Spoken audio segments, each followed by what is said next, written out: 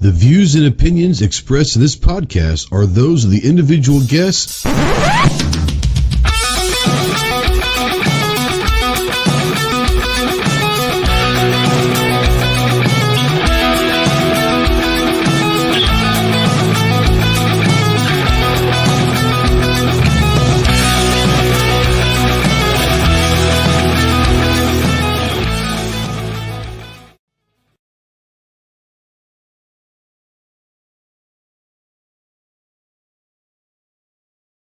Great. What's going on, everybody? Welcome to the Armed Citizen Podcast Live. This is episode number 265. Today's date is Tuesday. Hey, oh, it's right. It is November 1st of 2022. I forgot about that. We're breaking in November strong, coming in hot. If you guys noticed, we got a little rebranding with the intro, kind of do a new little intro, but we went back. For those of you that have been with this from day one, that music might sound familiar. That's the old Tactical Tuesday music from about 4 years ago. So we went ahead and went back to the old song. If you guys know the name of that song, go ahead and put that out there in the side chat. It's a pretty cool song, but if you know the name of that song, go ahead and put that out there in the chat. We are live as always on YouTube and over on Facebook. So if you're out there in the live chat, go ahead and say something. We do not know that you're out there unless you say something. If you want to call or text in, yes, you can call or text in using this bad boy right here. Utilize a Ghost Tactical Hotline presented by our good friends Rod and Shelly Gates at Aegis Gun Care. Visit them at aegisguncare.com. That phone number is 530-364-4678. If you're a veteran, really anybody, but especially if you're a veteran and you're in that hole, you're in the darkness and you're looking for the light, call me, text me, email me 24/7. I cannot give you medical advice, but I could probably be a pretty decent ear, maybe help you through some stuff. If you are looking to get a hold of someone that can get you some medical attention and towards some medical advice, remember two things. One, you're not alone in this fight. There are a lot of brothers out here that are willing and able to help you in any way possible. And two, the world is a much better place with you in it. So please utilize the Veteran Crisis Hotline, 1-800-273-8255. Once again, 1-800-273-8255, or on your cell phone, dial 988. We are spotlighting the United States Marine Corps as always. If you have any questions on what it takes to earn the title United States Marine, see the website marines.com. And as always, we're a proud member of the Self-Defense Radio Network. Go check out all your favorite pro gun, pro 2A podcasts over at selfdefenseradio.net. Let's get this off of my ugly mug. And, you know, I wasn't very smart. You guys know me, especially you guys do.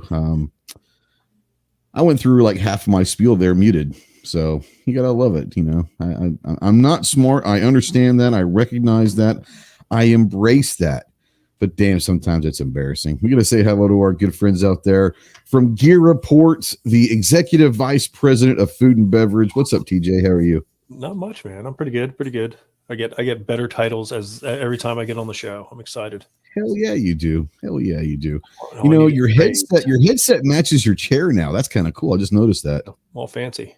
You are bougie, buddy. I am bougie. I get some lighting coming for the back over there. Oh, snap. I know. Oh, snap. I have a better setup than I Jeff. tell you what, by the way, I saw your Instagram post with the Michael Myers. That's pretty awesome. Pretty good. I was sitting in a chair with a cigar and I was getting choked out with the mask because the smoke had nowhere to go. So my Michael Myers mask is right there. And I was getting ready to put that on and the bougie plate carrier to start the show.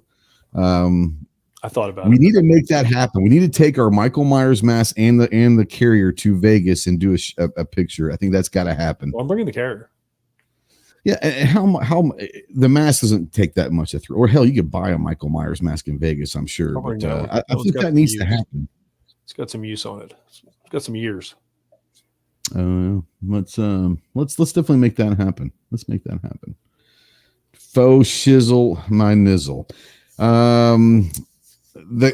This guy, man, I tell you what, I gave him I gave him a link to like 2 weeks ago's show. And then I forgot he has the power of my StreamYard. So it doesn't matter what link I send him anymore. He can log into my StreamYard and he's here. So from the great state of Texas, the tactical virus, Leprechaun. What's up, bitch? How you doing? Yeah. In that case, who is that? What's the Mortal Kombat? I can't think of the dude's name. Your soul is mine. It's more like your StreamYard is mine. Your StreamYard is mine. I don't know where I got all these strikes from. Oh, snap. Real quick before we go any further, G23, $40 super chat. Thank you, brother. Remember, y'all, the holidays are upon us, and this is a very hard time for people to help out with the men and women who are downrange, and more importantly, who won't be with family or friends, and the ones who won't make it home. I'm not going to say that. I have to. 40 Smith & Wesson. God, I hated doing that. He throws down. So, yeah, thanks, G23. It's a great message, except for those last little message there. But no, you guys know we don't ask, nor do we encourage them, but super chats go to sending money to sending care packages downrange. And he's right. The holiday season, it's actually been, I don't know, is this the third year? It's been at least 2 years we've been doing. It's been 2 years. It was almost 2 years since we started doing this with the it was around the Thanksgiving, the Christmas holiday of 2020, I believe, when we started doing the care package things. And man, we sent I think a little over $2,000. So that's pretty good over 2 year span. So, and yeah, I think they say, who knows? Obviously, some are going to cost more, some are going to cost less, but the DoD says that the average care package is about $15 to $17 to send. So that's a lot. That's over 100 care pack. That's pretty awesome. So thank you guys for that. Thank you, G23. I will say 40 Smith. You notice he didn't say 40 Smith & Wesson in his life, because then he knew that I probably wouldn't say it. But right, I'll say this: 40 Smith & Wesson is great to be converted to 357 SIG. How about that? It's a cult. There you go. Can you convert 40 Smith to 10 Clover? Is that possible or no? I don't know how you'd stretch it enough. I wasn't sure if it's a little bit bigger than the 40 Smith, right? Oh yeah, it's longer. It's between the 40 and the 45, I guess. It's the 10. Now you can convert down from a 45 to a 10, couldn't you? No, totally different case head.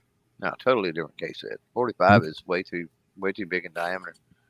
That's a case head. Yeah, 45 is the same case head as 308. I'm not saying that you could shoot a 10 through it. I'm saying you could convert maybe a 45 down to a 10. Oh, you're talking about neck it down, some kind of wildcat? Yeah. Oh, there probably already is one, but yeah, there's probably kind of cool. That'd be interesting, wouldn't it? Like the ballistics on that. That'd be kind of cool. 45. Here's the thing about 45. 45 is a short, fat cartridge, and so I don't know that there's enough room there to neck. Once you necked it down, I don't think you're going to have anything left in the link. You know what I'm saying? In the link. Yeah, that's true. That's true. Not enough power. Yeah, potentially. Yeah. Now, if you wanted to run 45 suppressed and go subsonic, that could be kind of cool. Neck it down. Maybe. I mean, there's probably some wildcat out there where somebody's played around with someone probably had a bunch of 45 brass and said, well, what can I do to make this 10? Right. Or even 22. Can you imagine that? 45. Oh man. ACP neck down to a 22. They did it with 9mm, so why not? Yeah. Let's say hey to everybody out there. Tactical Fuds out there. Buck, we'll see him next week, and he's going to be my roommate for the weekend and up in Tulsa. G23, we already said's up there. Let's see here. Jacob's out there. What's up, Jacob? I'm sure Jacob's going to have some great questions, which is awesome. I love when Jacob shows up. He asks amazing questions. Rod's out there. I hope Rod's feeling good. He's recovering okay, so it's good to see him. I wish it was Shelly, but I know it's Rod. But say hi to Shelly for us. That's all we care about is saying hi to Shelly for us. Well, Shelly's the one that nearly beat him to death, where he had to recover. Hey, that's not supposed to be. Oh, I'm sorry. I didn't realize. Yeah. I forgot. Come on, man. Great. No, that's not. No, that's not what happened. That was someone else. That's right. That was. I'm thinking about Todd, not Rod. I'm sorry. Yeah, that's right. That's right. Good recovery. Yeah. Gary's out there. What's up, Gary? Throwing out the the channel member stuff out there. So yeah, we would do want to send a quick shout out to all of our patrons and channel members. Thank you for always supporting all of our projects and all that we do. I remember Clover, you and I had this discussion really early on in 2017. At least it was early on for me in 2017. Had like maybe 200-300 subs because I remember I had about 300 subs or 400 subs because I remember getting into SHOT Show with like 300 or 400 subs and I was pumped. Right. And we had the discussion on like, I think it was G. It probably was G, knowing him, pushing us to, start expanding and all that. And I remember us having the conversation on like, are we stupid? Like when should we start doing a Patreon? Like no one even knows like us yet. And G was like, do it now, because even like, do it now. So when you do grow, you don't have to worry about it. It's already there. Yeah, absolutely. And I remember we did Patreon and like, it took me like a month or two for it to get, but when I got my first one, I was like, holy cow, like someone spending $1 a month. It was like awesome. I was like, wow, it makes you feel good. Someone like is doing that. So, I mean, thank you guys. And a lot of you guys have been with me from day one. And that's amazing. So thank you for that. G23, I was going to say G23 out there throwing down some big money earlier. The little thing that we're going to announce tomorrow that Patreon and channel members should already know about. They should already kind of know what's going on. So I can say this. And you've already had an opportunity to get involved if you want to. Here's the thing. I haven't talked to you yet about this, but G23 is in already. Wes is in already, and Ozzy Bark is in already. Bark. So yeah, if you are a Patreon or a channel member of either myself or Clover, go check out the Patreon feed and go check out our community tabs. We will talk a little bit about this right now. We're not going to go into it, but tomorrow, is it 7 our time, 7 Central? Is that right? Tomorrow night? Yeah, 8 Eastern, 7 Central. Yeah. Okay. So tomorrow night at 7 Central, over on Clover Tax channel, we're having a Ghost and Clover podcast. And it's going to be Every Second Matters. So obviously we'll be talking that stuff. We'll probably be talking a little bit about Wanamaker, probably go into a little bit about SHOT. But the big one is we have a really, really big announcement coming tomorrow night. TJ already knows what it is. He's a channel. I'm assuming he might have already looked at it. Being a channel member, it's on my community tab. But I don't know if you've already seen it or not. But oh, my bad. Yeah. If you are out there, it's pretty awesome. It's pretty awesome. It's huge. It's huge announcement tomorrow night. So go check that out. Tomorrow night at 7 Central on Clover's channel. It's part of the Clover Tech podcast series, but we're doing a Ghost. It's been a while since we've done a Ghost. It's been a long time since you guys done a Ghost and Clover. Like we do a lot of these, or just Clover and I doing these, but it's an armed citizen. We have topics. The Ghost and Clover is just basically a free for all. Like usually we have nothing except for like just shoot the shit. It's like every Thursday. Jeff. I came in last week. I know. I'll be in this week. I got a review actually out there. You do. I know. I think it surprised Jeff when I sent that into edit. Real quick, Big Al says, "Can I pay a year at a time as a Patreon?" So yeah, I do believe Patreon offers that. They do now. So yeah, they do. They used to not. We've been on there a long time. They were not around long before we got on. Yeah, I think exactly. There's a lot of things that we're actually grandfathered in on some cheaper cuts and a lot of different things. But yeah, that's a more recent addition. Is yearly payment. In the last few months, as a matter of fact, it's been since the beginning of this year. Big Al, once again, he says, "I wish I could go do the walk at Wanamakers. I just don't have the wind for it. Love the show. Hub around, baby. Hub around. I may go anyway and just take my time." Yeah, I mean, here's the thing. Rascal. Just come on and hang out. You don't have to go and see the whole show. We've got a table. You've been there before. We have a table. We'll have a couple chairs. If you need a break, that's what that table's for. We don't sell anything there. We don't. it's there just to be an HQ for us. So Where they eat the cheese. come over there. We eat my cheesesteak. Damn straight. That's where I eat my cheesesteak. That's all I care about. Is I just gotta have a chair for my cheesesteak. But no, we got a chair. You can come and hang out and use that table and chair whenever you want. So if you have an opportunity to go to Wanamaker, go. Absolutely go. CNT's out there. I think I said Pickles out there. Calaveras is out there. Marcus is out there. Yo, what's up, guys? What's up, Marcus? CNT says 45 is like me, short, fat, slow, but it gets the job done. There you go, buddy. Yep. There you go. Buck says, I won the early bird chat Sunday. We can talk about that on the way to Tulsa.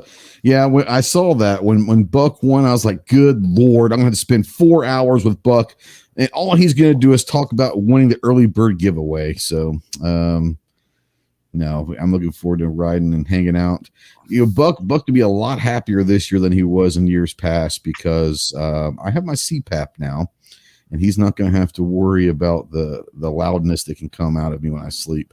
My buddy, my favorite weirdo out there, keep fighting as usual. $9 super chat. Thank you, buddy. Appreciate you. Let's see here. Let me get up here. G says 10 thumbs up. A good show. G, you've got a link, man. Like, you always have a link. You're more than welcome to join in. He's making always welcome to join in. I know he is. Big Al says, too embarrassing to do that and you're not going to be anyone's way. Trust me. That's what we use it for, is to go take a break. And we have a table for 4 reasons. One, my Philly cheesesteak. That's probably the priority one, is to have everyone a place where they can eat their cheesesteak. Priority 2 is having a place that we can, like a lot of us will bring like patches and stickers and swag and all of that. And we'll have the tablecloth. And we still have the Gun Channels tablecloth. I mean, I know Gun Channels, but Gun Channels will always be a part of our crew. But that gives us a chance to talk about a lot of different things. 3, it's a place to HQ it to where we always have a place where everyone can kind of, hey, we need to get a group picture, or hey, there's something we all need to talk about, meet back at the table, and we have a centralized location. More importantly, 4, it's to take a break. Like it's for us to all just kind of take a break and sit down for a few minutes and all of that. So yes. Now, Jacob says, first of all, I will say on the topic of running a suppressor for competition, I have never used one. I don't know the experience of a suppressor. If you have a suppressor that you are comfortable with, then go ahead and use it, I say. If you get better groupings with a suppressor, kudos. If a suppressor changes the groupings for worse, don't use it. If you have not gotten a suppressor, that's on you. So there you go. We have a lot of stuff to dissect here when we talk about suppressors, and it's not just for competition. That's one of the things that I'm thinking about for my personal thing. But running a suppressor, it is what it is. Big L says, I want to go so bad. My first year in the hospital was the first year I missed. Well, G23 says Clover has a channel. That's the rumor. Now he keeps saying he has a channel. I have yet to see proof of this channel. TJ, have you seen? I mean, I don't know. We're gonna find out tomorrow. Like it was there last night after we handed out candy. That was a different one. That was a different one. He's still like, yeah, that was his adult channel. Oh, you don't talk about that channel. So the Clover OnlyFans is the Clover Lounge is what we're calling it. The reason why I say that is because Clover used to have a podcast called The Lounge, and I always thought, he's back there smoking his pipe, little glass of sherry. Like, hey, what's up? Big Al says, so I can do the donation now for $24 and be a patron. If you go to, I tell you what, if you go to Patreon, I'm gonna put.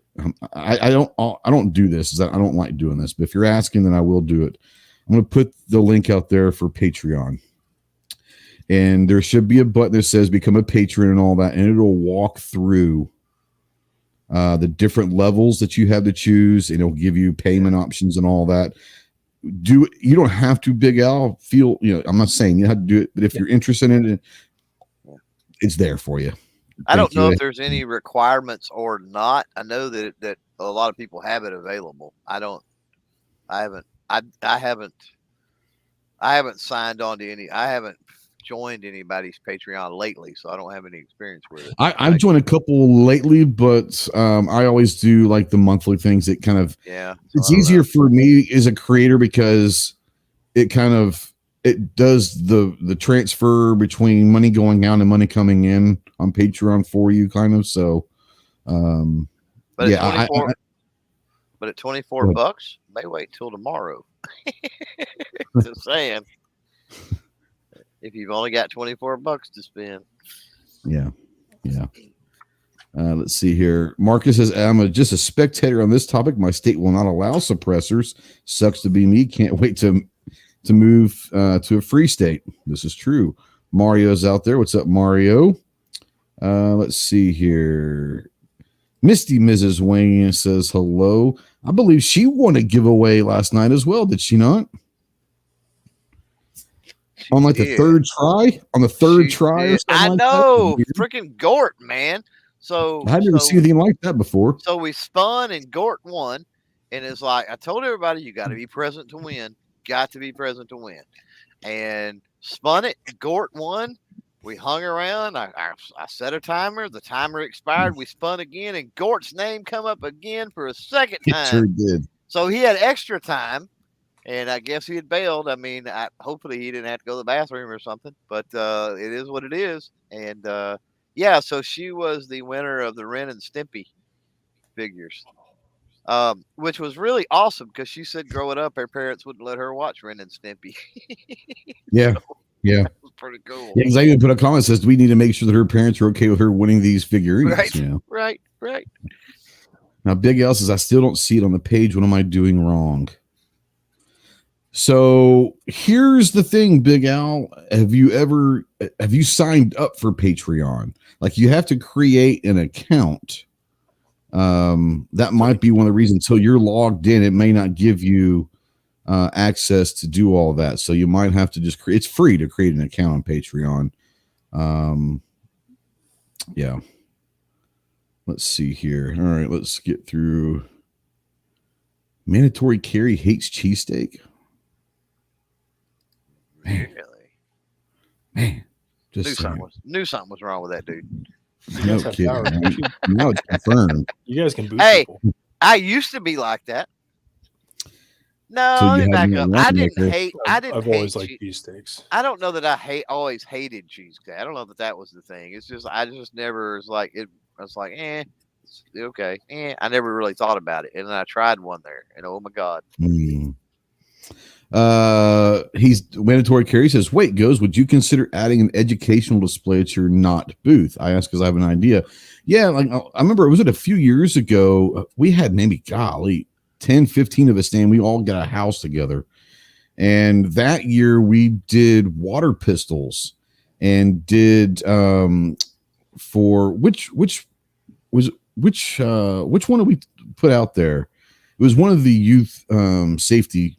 Oh, it was Eddie Eagle. We did the Eddie Eagle. Eddie Eagle. I can't remember which one it was. Okay, so we had Eddie Eagle, and we did stuff that attached to the water guns and all that. And we were giving water guns out to the kids and all of that. So yeah, we're definitely not above putting out educational flyers and pamphlets and all of that. I'll be bringing my WTTA flyers to put on that table. And Clover, we all have sort of things that we're working with. I'll be bringing some recon and sniper flyers to put on the table, stuff like that. So it's our table to do what we want to. We just can't sell anything because we're there as media. We're not doing it. It's not quite that simple. We can do what we want to, but I hear you. What I'm saying is they're not going to have a problem with putting flyers out. We have to be careful with political. There's a lot of different. But we're not being political. We have to be careful with, but yeah, we're talking Walk the Talk America, Eddie Eagle, stuff like that. I would imagine, and I don't suspect that they're going to go around and be looking at everything anyways. But yes, that isn't a possibility. So if you have an idea, go ahead and email me, and I'll bring it up to the crew and see what happens. Mario says suppressor for competition. Why? What type of competition? So we're going to get into the suppressor talk here in a second, but for me, it would be for sniper competitions, long range competitions. So real quick, Big Al, he just said, screw it. No way to do the yearly. So I'll just make a donation. That's perfect. I appreciate that. I wish there was a way that you had access to all of the stuff that comes with being a channel member or a patron. I tell you what, I could probably refund this to you if there is a way. If you want to be a channel member on YouTube, there should be below your screen something that says like join, and you may be able to join on a yearly basis as a channel member. And if you do, then I can, I will cancel that $24 or whatever. Let me know, Big Al. Because the reason why I'm saying that is if you're a channel member or a patron, you get sneak peeks and early access and different things that come with that. Not just giving the money is great. I appreciate that. But I would love for you to have something to get out of it as well. And being a channel member or a patron, you get early access to a lot of different stuff. So there you go. Let's see here. Yeah, YouTube. I don't think YouTube offers a yearly. They always. I don't think they do, but I don't know. So I said maybe he can look at it. Yeah. Ron Wang's out there.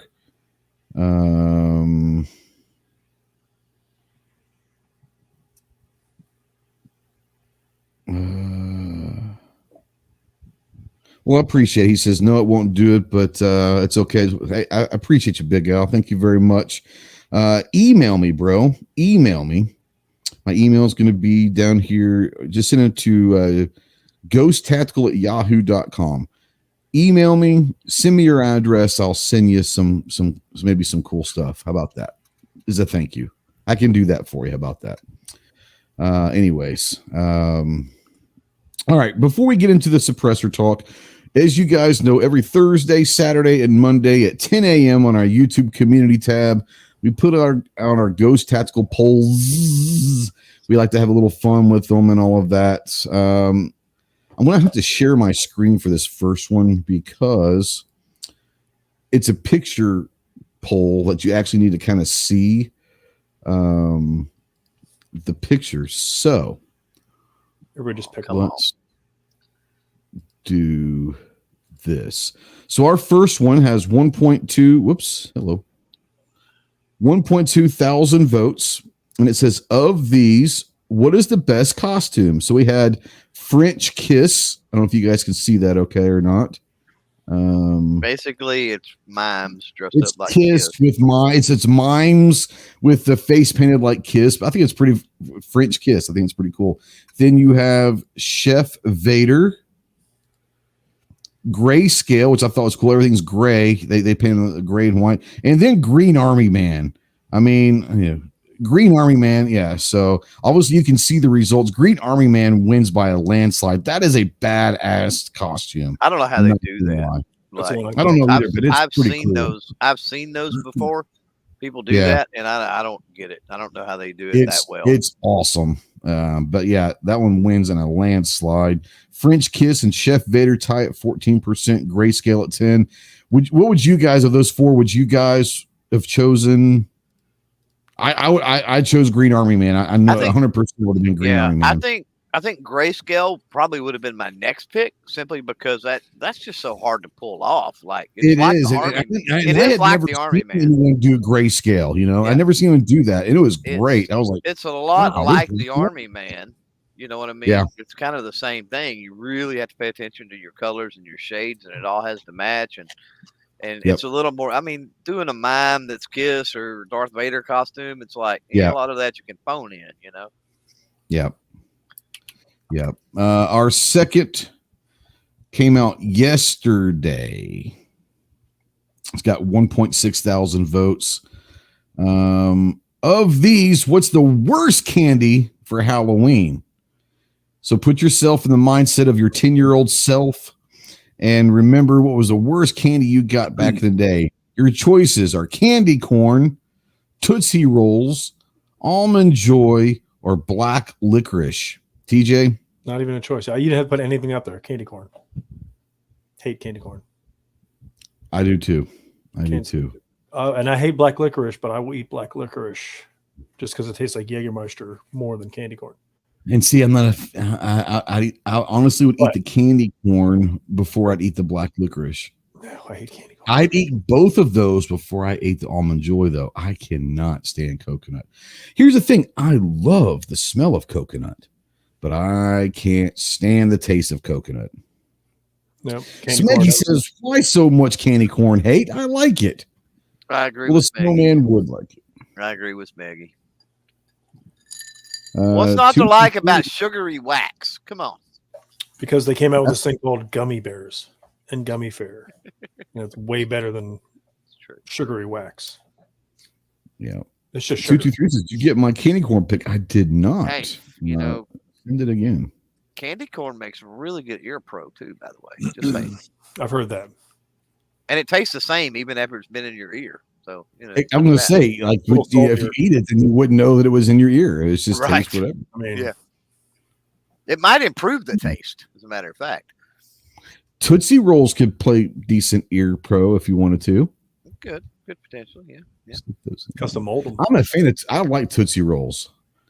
The reason why I came up with those, I didn't come up with those four, by the way. That was on a thing that I saw that someone did a national survey, and those were the top 4 hated. Yeah, candies. I hate every one of them. But out of all that, the candy corn is top of the list. I don't even have it in the house. Yeah. Clover, what about you? Would you say black licorice since you like candy corn? Or? Yeah, I'm almond joy. I'm fine with that. And you're okay with almond joy? Okay. I'm okay with that. I like candy corn. I don't know what was the other choice. Tootsie Rolls or black licorice? Yeah, Tootsie Rolls. That Tootsie Roll didn't even deserve to be on the list. But anyway, I agree. I love Tootsie Rolls. But... black licorice. And see, here's the thing: there was no context in the survey, so I don't know if these were the 4 most hated by kids. Probably. Because of taste, or because they always get Tootsie Rolls, or because their parents steal their Tootsie Rolls from them, or what? I don't know. So here's the thing. So a few days before you released this poll, I actually watched a video, came across my feed, and it was on, it was like worst 3 candies in history or some worst 3 candies in their history or something. And it was black licorice, candy corn. Hands down. Candy corn, and what was the third one? Dang it. Oh, circus peanuts. Oh. Most hated candies throughout history and why they still exist. And the guy broke down the history. It was pretty cool. It was, I forgot the channel, but he does history stuff. Basically, it's just nostalgia. You know, its population is actually split, he said, from most of the surveys and stuff done, like 50-50 on each one of them, right? None of them are overwhelming winners or anything. But because there's a little bit of demand for them, like nostalgia, just keeping them around, like people want them around because of the hate. So they keep them around because some people like them and the rest of the people hate them. So they kind of keep them around. Yeah, so they keep all the talk going, right? Yeah. But I tell you what I found.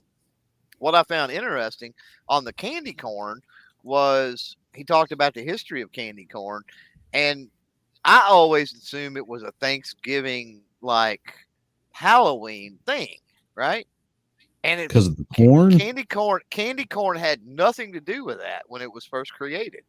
Like nothing to do with Halloween. It wasn't until like the 60s or something that candy corn became synonymous with Halloween and fall and that sort of thing. It was actually a summer candy, believe it or not.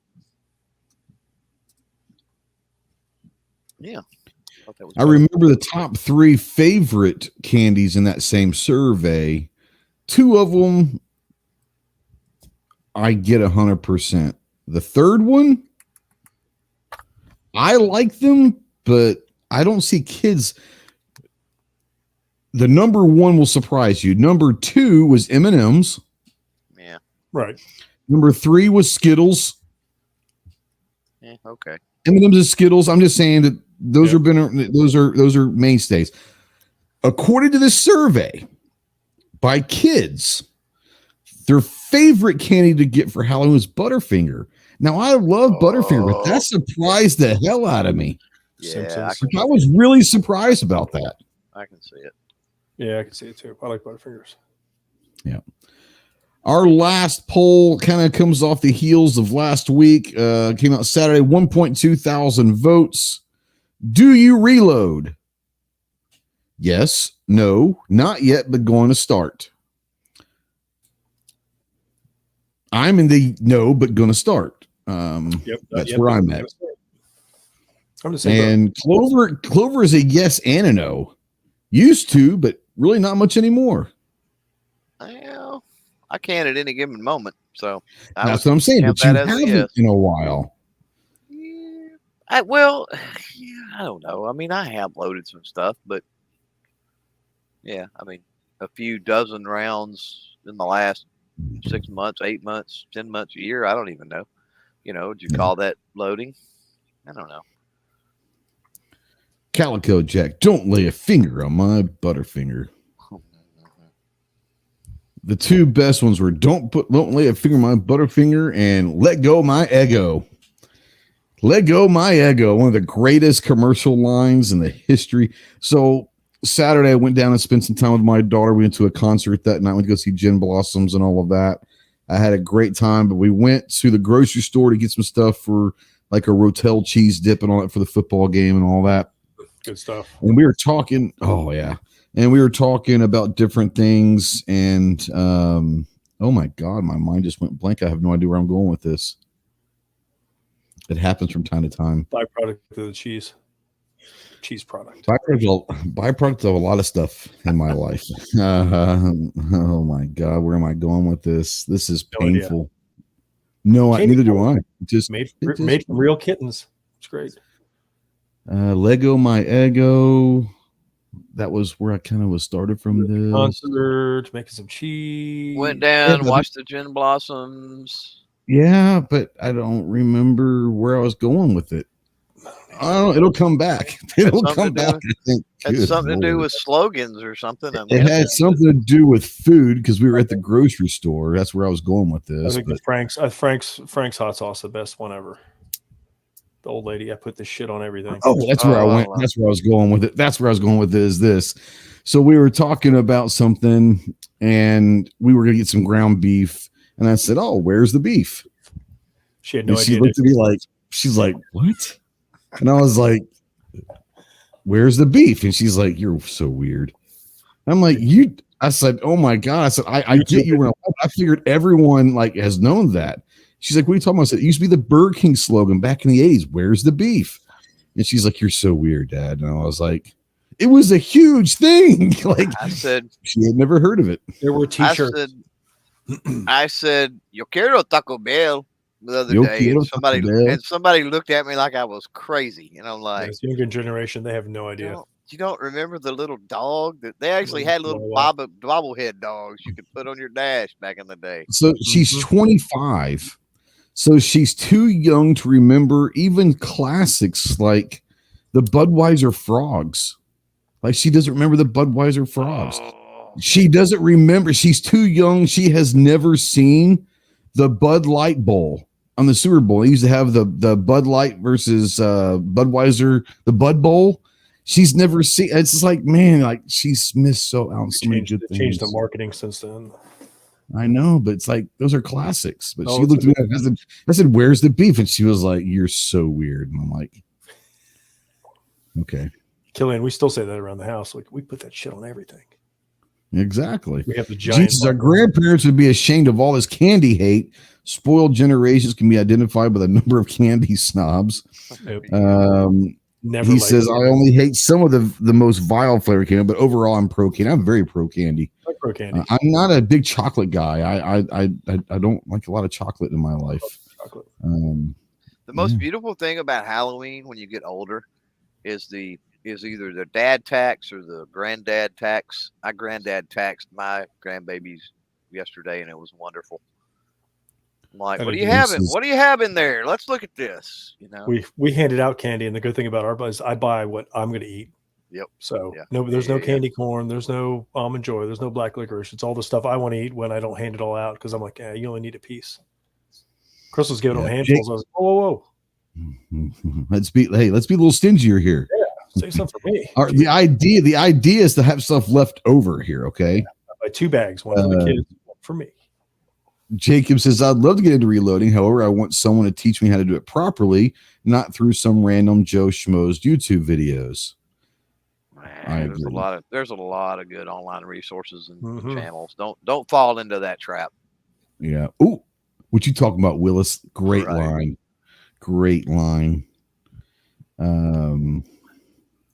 One of the best. I don't know if you guys used to watch it, and I watch it every now and then, certain episodes. But Fresh Prince of Bel-Air was a great show back in the day. I used to laugh my ass off, but I saw came across and I saw an episode not too long ago, and it was with, I can't remember his name in real life, but it was George Jefferson, the guy that played George Jefferson. Sherman Hemsley. Sherman Hemsley, yes. So he was on Fresh Prince, and he was just being the obnoxious George Jefferson type guy. He was the judge that yes. The dad was trying to was up against and all that. Yeah.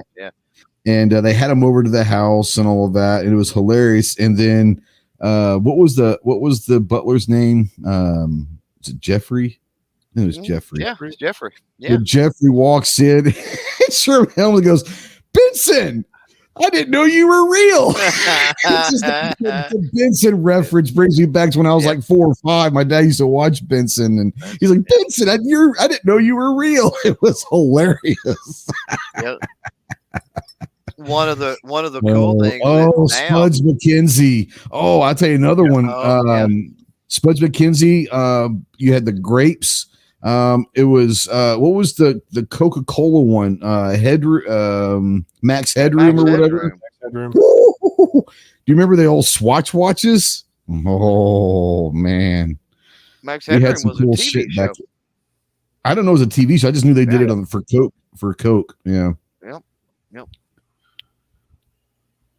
Jacob says, "What? How could you not like chocolate unless you're allergic to it?" I like chocolate cakes. I like brownies and all that. I do not like chocolate bars and all of that. I have to be in the mood for like a Hershey's or a Nestle Crunch. I have to be in the really big mood for it. But no, I eat me some chocolate cake and brownies all day long. I find it interesting when you talk about old TV shows. You go back and you look at Family Ties, right? Like, like great. Dad. What is his name? I can't even think. But anyway, in real life, yeah. Can't think of his name. Somebody out there tell me. Mike. He's on Dang it. Not Gore. Michael. He's Googling Michael. Yeah. Help me out there. Family Ties cast. How can I not think about that? Michael Gross. Michael Gross. I was Michael Gore. Was Michael Gross. Yeah. But anyway, later becomes Bateman back then was Smoking Hot, by the way. Later becomes Tremors, right? Oh yeah, that's right. Yeah. Burt Gummer. Yeah. And that's kind of interesting when you're like, because Burt Gummer on Tremors is like iconic. Right? Oh yeah. He's freaking iconic. Yeah. And it's like, how do you go from the quintessential family dad to Burt Gummer in 20 years? You know, it's like, isn't Hollywood weird? And arguably a lot more memorable as Burt Gummer, which is interesting. He's had like 5 or 6 Tremors movies. Yeah.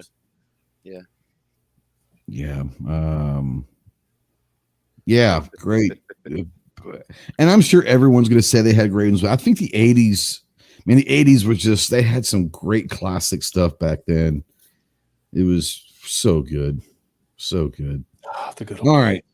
The good old days. My teenage years. Music was good. I'm sorry, but today's music, like the vast majority of it, I can't listen to it. I just can't do it. I do. There's some that are good, but ska music. I'm selective. I can listen to that all day. I can listen to. Well, I'm a huge reggae and ska fan. I like punk, but I like old punk. And what they're calling about today, they call punk is not punk. I'm sorry. Like you got to get into like the only band that could be considered punk today would be Green Day, but that was like 90s Green Day. Like I'm talking punk, I'm talking like Ramones, I'm talking about the Sex Pistols, I'm talking like, I mean, early Blondie, like before they went commercial. Like that's the kind of shit I'm talking about. But yeah. Anyways, all right. So let's get into the discussion of the topic. We did good. We usually hit about the hour mark. We're 15 minutes early. So, I mean, that just means we're going to have to go 15 minutes more on this discussion to make up for it. Oh, I'm sure we'll get sidetracked somewhere. Mandatory carry. Don't you? Hey, you're getting dangerously close to crossing the line here. He said, "Ska's what happens when white boys smoke pot and think they can play reggae." Dead Kennedys are good, great ska band. Great ska band. Anyways, yeah. Yeah, sorry. Yeah. Woo, I'm having me a day, folks. Yeah, suppressors. And this is where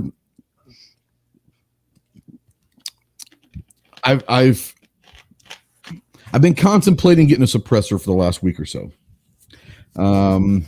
I've had some discussions with TJ and Clover and some guys from my Team RSF guys that have our team captain's like legit like a top shooter in the country. And I asked him and because around here now, I'm talking for competition for me. We're going to get into a whole bunch of things of why suppressors are great. And I think they're still good for competition. But here's my thought process.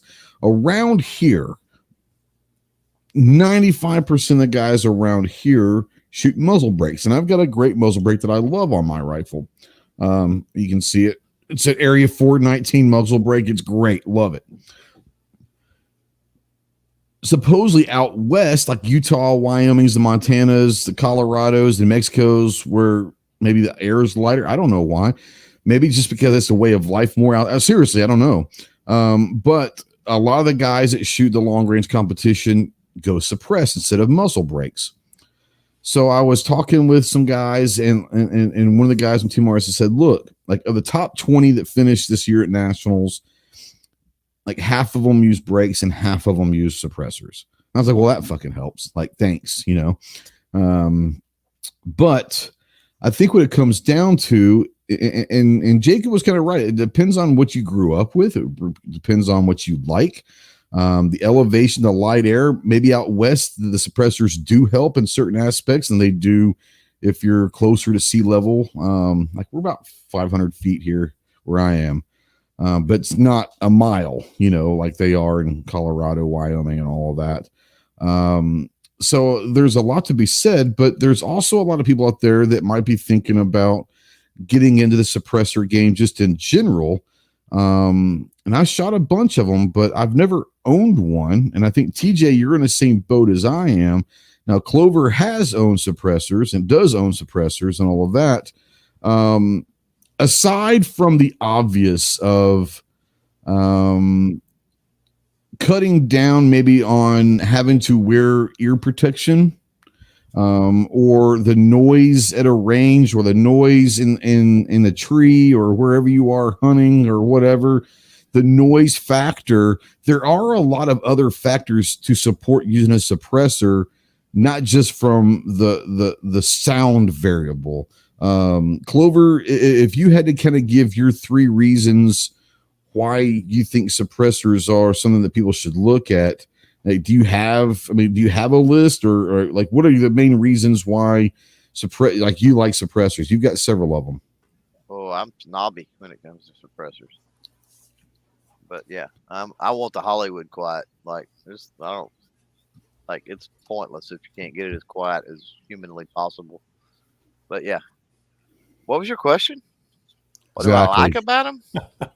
No, I'm telling you, the motherfucker doesn't listen to anybody. You ghosted me, dude. All he does is worry about him and making himself look good. Oh, I'm a snob. I want to tell you, he muted you for the past minute, Ghost. I guarantee you he did. I guarantee you he doesn't care. Oh, it's just you asked me like I say. questions. No, I didn't. Ask me a question? I don't think you even I asked you a very plain question. I didn't there ask you was 6 no questions. question mark. I got closed caption on, just Absolute like Fetterman. There's bull no honky. they had a Bull closed. honky.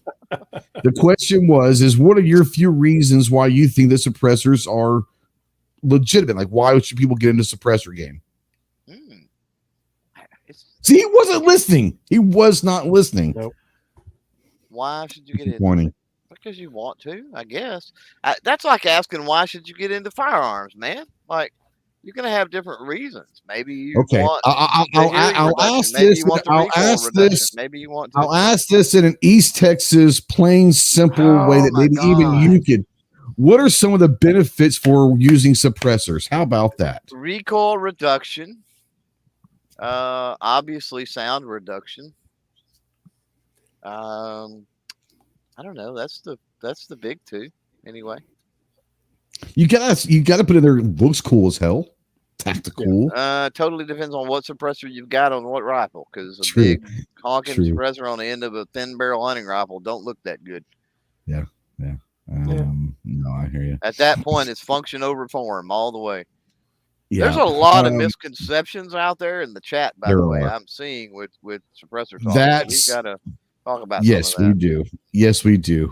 So let's go ahead and start up here. Let's see if I can find the first one. Mario's got the correct answer, by the way, down there of why somebody should own a suppressor. It's obvious. Mm-hmm. Okay, I scrolled up.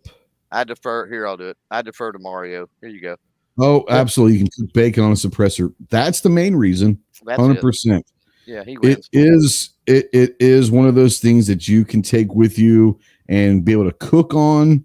You could probably cook eggs on there if you were careful. If you were careful. You cook sausage. You were careful. Definitely cook sausage. Yep. Yeah. Thin steak. You can cook. It's a cooking utensil. You can use everything. Flat, anything that's flat that'll stick to it. Well, if you had several lined up, right? Line you up several side by side, and then it's like it works like a griddle, man. It's like it will put the sear marks and everything. Think about it. Be beautiful. I think a griddle's cheaper than all the ammo you'd have to fire to heat those things up. Let's see here. Too loud move. Oh God. I like the one I have. I bought the one I bought was the one I bought for I've got a 9mm for Crystal on the AR9 we built, and she likes it because there's no kick at all with that thing. Oh yeah, it cuts recoil by. I love shooting this thing. Yeah, here's a ton of ammo. Crazy. Great. You mean to pick them out? Big Al says if you zero at distance with a suppressor, you need to keep it on for a zero. Depends on the suppressor. Yeah. Mm-hmm. There's so many variables when it comes to that stuff. There are suppressors both screw on and with what am I thinking? Quick detach. Quick both that guarantee accuracy. Once your zero will be your zero. It will not change. I will say something also is this is a real quick side note. When it comes to zero, here's the thing people forget also. If you're using, let's say, in a 5.56 AR and you zero your optic with a 55 grain, bullet, and then you start shooting other stuff, like it may not make a whole lot of a difference, but it's going to be different. Like you have to remember, here's another thing also, a Winchester 55 grain and a Remington 55 grain may be a little bit different. So, I mean, everything's going to be different when you use a zero. Zero isn't necessarily, I think people this is for me, unless you're doing ultra precision stuff, I think people put way too much into being a perfect zero. And there's no such thing as a perfect zero. That's why I run a 36-yard zero and everything, because I'm not looking to be in the same hole precise. I know that a 36-yard zero, from 0 out to 300 yards, if I aim right here, that's going to impact 6 inches radius. That's all I need. That's all I need. I'm not looking for precision. And you can, I know this because I own them. You can have a Form 1 can you built yourself that your point of impact shift is negligible at best. I mean, it's absolutely hunting accurate. At, you know, the difference if you're using the same ammo. Yeah. Now, this is just for fun. G says, Nancy Pelosi told me that suppressors make guns full auto and makes it so you don't need to reload. It's video game stuff right there. What I heard it certainly increases back pressure and all. So I tell you what, on the new Modern Warfare, it really affects the bullet velocity and the impact. It probably takes down the damage, doesn't it? Dude, yeah, I have to shoot guys twice now in Modern Warfare. Exactly. So I get the lever action 45-70. I'm like, oh, that's one shot. Suppressor? Yeah. Oh no, gotta get him again. I'm like, oh, killing me. Yeah. So somewhere out there was video games. Where's that at? This one can't stop the sound barrier snap of the suppressor. You can't stop the sound barrier snap if you're shooting supersonic, but if you're a snob like me, then you go subsonic and you don't have that to worry about. Yep. Now it does reduce the signature, and it does reduce the snap. It does reduce all of that, but yeah. And that's a good one. Yeah. Dust and debris, absolutely. For me, like I said, if I was to go to a can for competition, you know, and Clover and I had a great talk over the weekend. I think it was over the weekend. I don't remember. About, for me, it has to give me a distinct advantage over my break. And I've got a buddy of mine that runs a can on one of his that he shoots out west, and he doesn't run a can here. So I might have him bring his suppressor and let me shoot like 10 shots with my break, 10 shots with the suppressor, and let's just see. Because here's the thing, and this is what I was telling Clover, and I might be way off base here, but for me, in a competition, I'm not caring much about the sound. I don't care. If it's going to make it more accurate, if it's going to make it more stable, if it's going to. So here's the thing. With the way that I got my muzzle brake right now set up, tracking the projectile through my scope is pretty easy. I can see it. I can track very well. I don't know if I'll be able to track as well with a suppressor. I very well could. I don't know. But right now, I don't see, for me, a huge benefit to go suppressor in a long range game. Now that's just a specific thing. Now, if I'm going to talk about suppressor going for CQB, I'll tell you what I would love to do is I'd love to get like a 9mm can and run like a PCC for CQB. That'd be badass.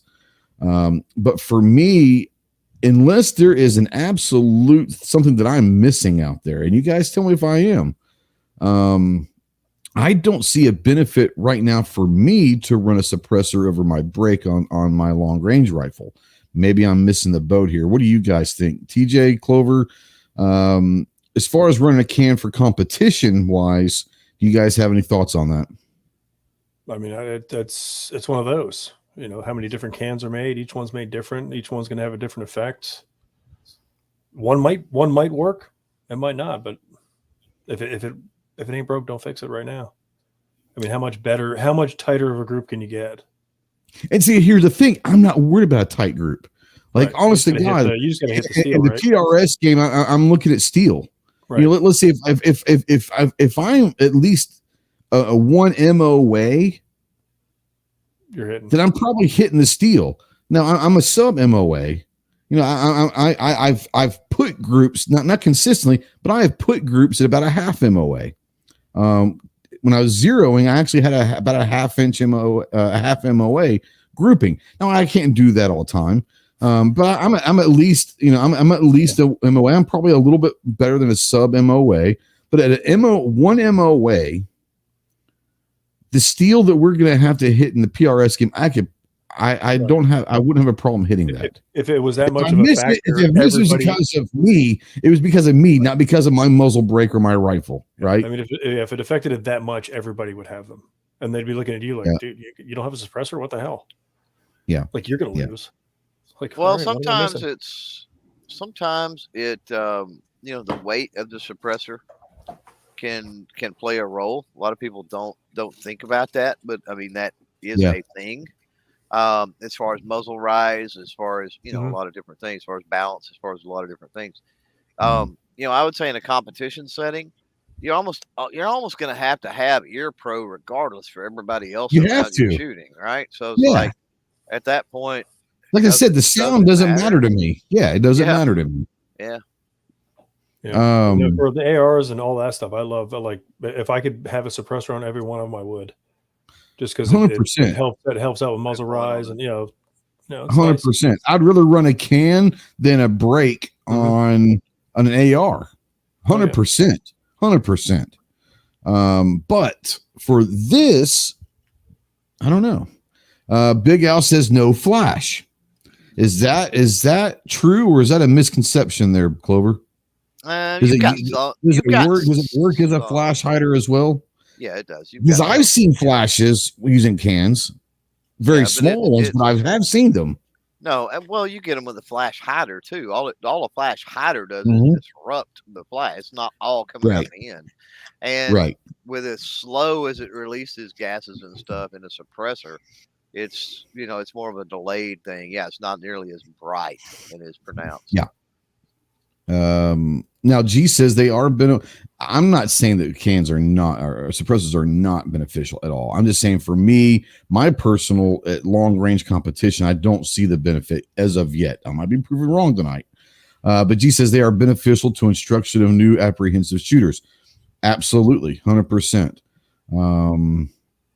He also says that they're perfect for shooting around dogs. Or horses. Okay. Or horses. Yeah. Yep. Or cattle, or it's funny. My German Shepherd, I waited till she was about 9 months old to take her out to the range for the first time because I didn't want to, freak her out and all that. She was about 9 months old, and she does not like gunshot sounds. Does not. Nope, not at all. So she will not be a range dog, unfortunately. I know. Just need to get her some ear pro, man. Hit up some companies and SHOT Show. Check her out, dude. Tactical pupper out. All right. Ear pro, goggles. Oh, I've got goggles for her. Full vest. I should see that for her. I've got tack goggles that I've had over the years. I've got some around that she could wear. Now, if I could find me some ear pro that's like for German Shepherd ears, because they're not the easiest ears to fit over, that would be kind of cool. Just saying. She get doggy tinnitus. Yeah, Moose says I use a dead carp as a suppressor. Okay, fish break. Yeah, if you guys we talk about fish break all the time, and people that have been around long enough know who we're talking about and know why we say that, but it's a thing. Big Al says if you hunt with a mule, they can be trained for gunshots. Horse, I've never seen one do good when you shoot on top of them. I mean, I've seen cowboy. I've seen all sorts of cowboy stuff. Yeah, cowboy action. Either using blanks or whatever, but they're still going bang. Yeah, reenactors and cowboy shooters society or single action shooters, whatever it is, where they dress up. Oh yeah. I've seen tons of horses that were cool. I've seen lots of horses that wasn't. Don't get me wrong, but yeah, sure. I've seen horses. Definitely seen a lot of horses that were cool with it. Buck says he wants a suppressor so he can target practice out the window when it gets cold and won't wake the wife up. Right? Yeah. Some people would be able to deer hunt from outside their windows. So one thing that's really kind of fun for me is, and I live in the county. I don't really got to worry about it. It's more courtesy thing. But if I'm playing around with my night vision, I've got to throw thermal on something else. Maybe. We're going to go hunt some pigs later or the next night or something. I could do thermal in the day. I can tweak and stuff in the daytime, but it's just better to do that at night. And so I can throw the suppressor on there, you know what I mean? And it's just like I'm going to, basically a setup I would hunt with anyway. and I can tune and tweak and do what I got to do, even if I'm loading, right? Even if I'm working on a subsonic recipe or something, right? I can literally go out with my thermal and shoot that at night, and nobody is the wiser. Nobody cares. Nobody knows. It's wonderful. Yeah. Now, Jacob says a big reason to get a suppressor is if you are in an area where the noise might disturb the neighbors, then that's an option. I mean, here's the thing. So if you live in an area where you actually have neighbors, you probably aren't shooting a whole lot to begin with. Let's just be honest. Like when I think of neighbors, I think of like when I grew up in Dallas, we had neighbors like right there. Maybe if you're in the city, I don't know. There aren't very many city limits that will allow shooting period inside the city limits. So you have to live out in the county usually. But yeah, I hear what you're saying. Yes. G says you can be perfectly zeroed, but there's not a perfect distance of zero. That's interesting. That's very true. Forever I use for my ARs, I use the old 5200 zero. Work great. If you zero it at 50 yards, it's going to be zeroed at 200 yards. Then you just have holes or whatever if you need to. But I went to the 36 yard zero a long time ago, and that's what they use in the Marine Corps, and it's called a battlefield zero. And that's what I'm talking about. Is I'm more about like, can I end the threat? Like, can I put a threat down, whether it's a handgun or a rifle or whatever, in a self-defense, whatever that may be.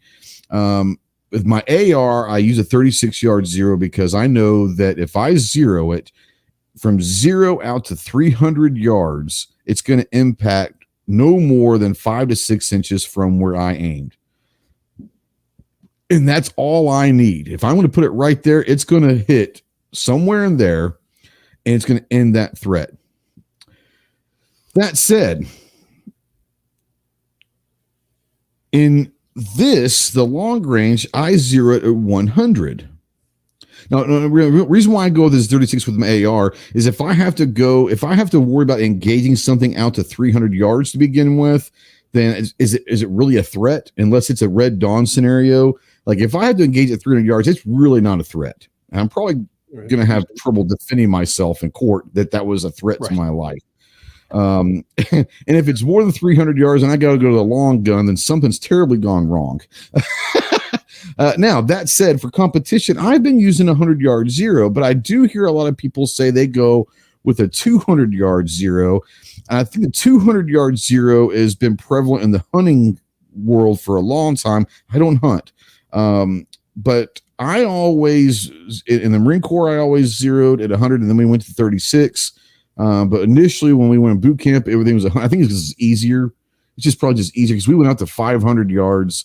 So maybe the 36 didn't work in that situation, but I zeroed this at 100, but I know there's a lot of guys that zero their competition rifles at 200. So like TJ, I want to ask you, for a long range, whether it's for hunting or competition or whatever, a long gun, not an AR, but like a long gun, what zero distance are you using? Do you typically use? All my hunting rifles are 100. 100, okay. Clove, like when you're doing a zero for a hunting rifle or whatever, what zero distance are you using typically? I'll usually do a 200 distance. Now I don't do that at 200 yards, which is no, I understand that, yeah, but yeah, it's a 200 zero, yeah.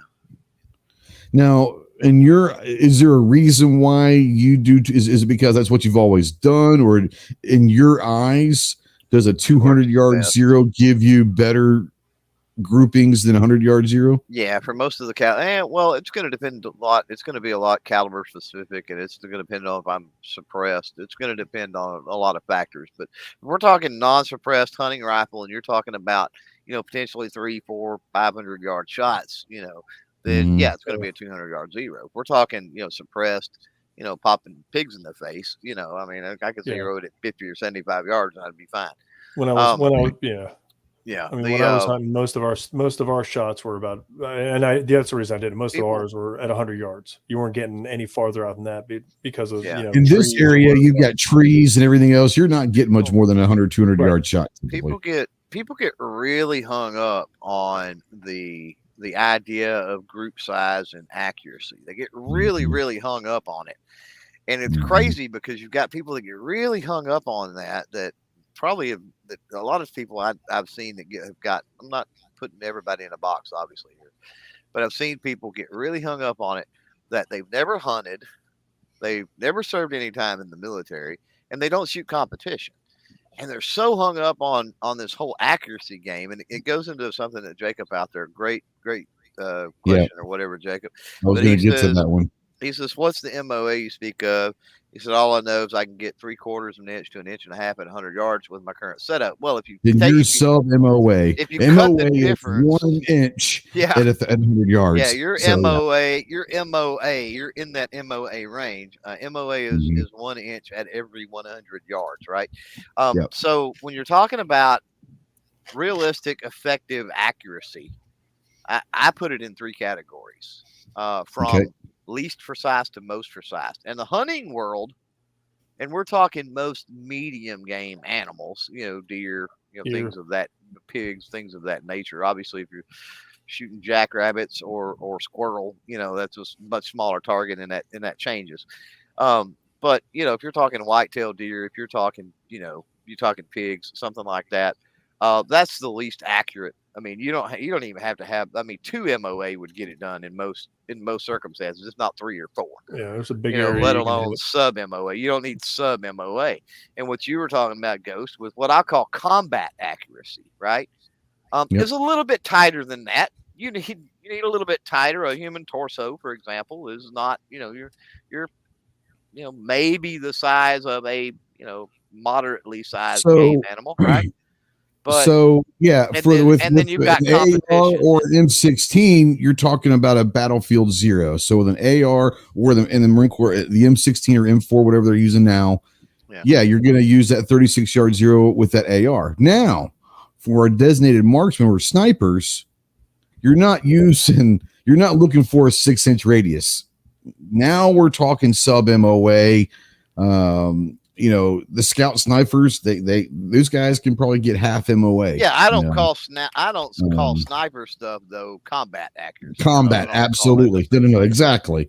So I want to make that distinction is when people think about military, there's 2 different sides of it. There's battlefield and then there's Overwatch. And I look at EDC situations, defensive situations, as combat accuracy. Battlefield, absolutely battlefield. Yeah. Even when I teach people at the range, I tell them do not get caught up, especially in the beginning of trying to hit a golf ball. If you hit the silhouette and a B50 was a B52 target. If you hit the silhouette, chances are that threat's going to the ground. Yeah, round on target. Worry about round on target. Round on target. Round in the silhouette, you're fine. So yes. Now, real quick question also from Jacob. Once again, I love Jacob. Jacob brings some great stuff to his. Another question: your equipment, is it suppressor and muzzle brake compatible, or does it need to be threaded for a suppressor? Because if so, that adds another investment. So basically what you're looking at is you're looking for a threaded barrel, and most long rifles have the threaded barrel, and it's usually the 5/8 thread is the kind of the common thread. That saying is you're going to find that the vast majority of rifles that are there for hunting or just a larger caliber rifle, even most ARs are threaded now. 5.56 ARs have the threaded barrels. So unless you're talking handguns, most rifles these days are going to come with a threaded barrel. So you don't have to. It's not it's not an additional cost. Usually, it usually comes standard for most of them. Go ahead. Even your hunting rifles usually come with usually there's an SR, suppressor ready, which means a threaded barrel. SR option. If you see that on a model, that typically means it has a threaded barrel. Not all of them. And then there was another point I was going to make with that. But all hunting rifles should be suppressed, I think. What was it? There was another. That'll keep you from ringing after you shoot something. And I understand not all the areas are going to be the same and have, good, competent gunsmiths at gun shops and stuff like that. But here, I mean, they'll thread a barrel for like $50 or $75, man. So I mean, it doesn't take that long. Let's be honest. Yeah, it's not. Yeah, it's not a huge. So I've got some of my dad's hunting rifles they're not suppressor ready. Yeah, they're the old ones, 7mm. You can get that done very easily. And if you've got the right lathe, right? Because that's how you thread a barrel is on a lathe. If you've got the right lathe, you've got what they call a through chuck lathe, then you don't even have to break the action from the barrel, the receiver from the barrel, right? And that's awesome because I was worried about that. If you remember, Ghost, I had to get my Savage threaded way back in the day or whatever. You sure did. And before I painted it, was it before I got it painted or after? It was at the same time. I think you got it done before that you got it receracoated. But yeah, it was. I think you got it right before you got it. That thing shot so lights out that I was really worried because when you break a barrel from a receiver, you've got headspace you have to worry about and stuff. And it shot so lights out. It's like I did not want to break that loose and then have to worry about trying to get the headspace back the same, right? And so, but the gunsmith / machinist buddy that I've got, he's got again one of those lathes that was not a problem. You feed it in from the backside of the lathe, right? And provided the barrel's long enough to go through there, that's the biggest issue. True. But if you're talking about a hunting rifle, or it's plenty long enough, or like a 16-inch barrel is going to be plenty long enough. Great question once again, Jacob, being solid as always. How often do you go to the range? How many rounds do you use per range session? How good is your ear pro? All factors can influence someone to get a suppressor. You're right. I mean, all of those. Everyone's going to actually. Here's the thing. Everyone's going to have their own reasoning why to get into the suppressor. Those are very general ones that are going to be factors for everyone, but sometimes it's just very, very simple. That some person has a specific reason. They look cool. Absolutely. I mean, let's just be honest. But yeah, no, you're right. Now let me ask you this real quick, Clover. When it comes to the average suppressor, let's say it's a 30 caliber, suppressor. But you can get 308, 6.5 Creed, all of these multiple caliber under one. You can probably even put, I guess you could shoot 5.56 through that. A multi-cal suppressor. A multi-cal suppressor. Yeah. Now, when people talk about lifespans of these multi-cal suppressors, how many rounds? Right. So that's a misconception a lot of people hear. Now, the cheaper the can that you get, that very well could drop. If you're doing a Form 1 and you're building your own, depending on how you're building it, that might be a one-shot can. That's true. That's true. And I'll talk about a couple things. New York Prepper out there made a good point that kind of goes into this. I didn't see New York out there. I didn't see. I'm still up here. My first suppressor was a Gemtech. The model escapes me right now. It's 3 letters that I always get wrong. But anyway, it's a 7.62 can, 300 Win Mag, rated, blah, blah, blah, blah, right? It is a sealed suppressor, meaning that it does not come apart. And I did not realize that. It come highly recommended at the time, and it's been a phenomenal, wonderful suppressor. The problem with it being sealed is, other than using some brushes and a air compressor and putting in a sonic cleaner, it's like there's hardly any way to clean that. And it's the only suppressor I got that's sealed. And I remember being concerned because I couldn't clean the thing. And so I contacted Gemtech, and I had it maybe a few months, and this was a concern of mine. And I contacted Gemtech, and they're like, yeah, that's rated for like 280,000 rounds or some kind of crap without even cleaning it. Okay. So it's like, I'm like, okay, cool. And they're like, yeah, you're going to run it through a sonic cleaner? And they're like, oh yeah, sonic cleaner. Get you some softer brushes to brush through it, and then blow it out when you're done and that kind of thing. Make sure you dry it well. But you can run suppressors wet too. There is such a thing as a wet suppressor. What I was going to say that New York Prepper had brought real up. Quick, before you go in real quick, I'm putting the link out there in the chat. I can control who comes in. Prepper, if you want to join in, there's the link in the chat. I'd love to have you join in if you want to. Come on in, bro. If you want to, the link's right there. So hop on in if you want. Anyways, go ahead. You guys need to go check out New York Prepper. Great channel. Really cool stuff. But yeah, go ahead, Clover. He made a point out there in the chat. I don't know if you can find it, but he made a point when I was talking about getting a barrel threaded. You talking about I said you needed to find a competent, good machinist / gunsmith, right? Not all gunsmiths are machinists. Are you talking about tuning it? Is that what you're saying? No. There was a thing about threading up there. So that goes into if you build your own Form 1, blah, blah, blah. You have to make sure when that is threaded, that is somebody that knows what they're doing. Because you have to be true to bore. 100% you have to, whether you're building your suppressor or you're threading a barrel, right? Any of that, all of that has to screw on, line up. If it doesn't, you're going to get a baffle strike. You're going to get a round that hits a baffle or something like that, and that's going to be a bad day. It's not necessarily going to be a bad day for you. I've never seen or heard of anybody getting hurt from a baffle strike, but you've waited for months to get your can. You've spent the money, and then now it's gone. Yeah. Why can't I hit the target? Nothing's hitting the paper. Yeah. Right. Yeah. And I've actually seen those before. I've seen some cans before, store-bought cans, by the way, that people's like, this scope's trash. I don't know what's going on. Right. And you get to looking, and there's a little bitty nick in the end of the suppressor. Like it's barely clipping coming out. You know what I mean? Like not enough for that's just enough barely though. Clipping, and it's like it is affecting it. So I'm like, and it was a factory threaded barrel, that particular thing. Oh, really? And a factory suppressor. Yeah, it ended up being the suppressor that was the problem. The threaded, the what do you call it? The run out, the concentricity, the alignment. I'm trying to think of what you call it, right? Was off just a little bit. Now Zeus is out there kissing Clover's ass. Says, I purchased a 30 cal can because of Clover and it was approved last week. Well, congratulations, but don't tell Clover's because of him. He doesn't need a bigger head. 30 cal's the way to go, honestly, on a first can for most people. 30 cal's you're going to be able to use it for a lot of different absolute setups. Two cans that cover the bases for the vast majority of people is going to be a 22, a dedicated rimfire can, right? A dedicated rimfire can, and a 30 caliber. 30 caliber is going to get you, 270. It's going to get you 6.5 Creed. It's going to get you 300 Win Mag. And it's going to get you a lot of different stuff, even 5.56. And New York Prepper was also talking about running adapters. Keep that in mind.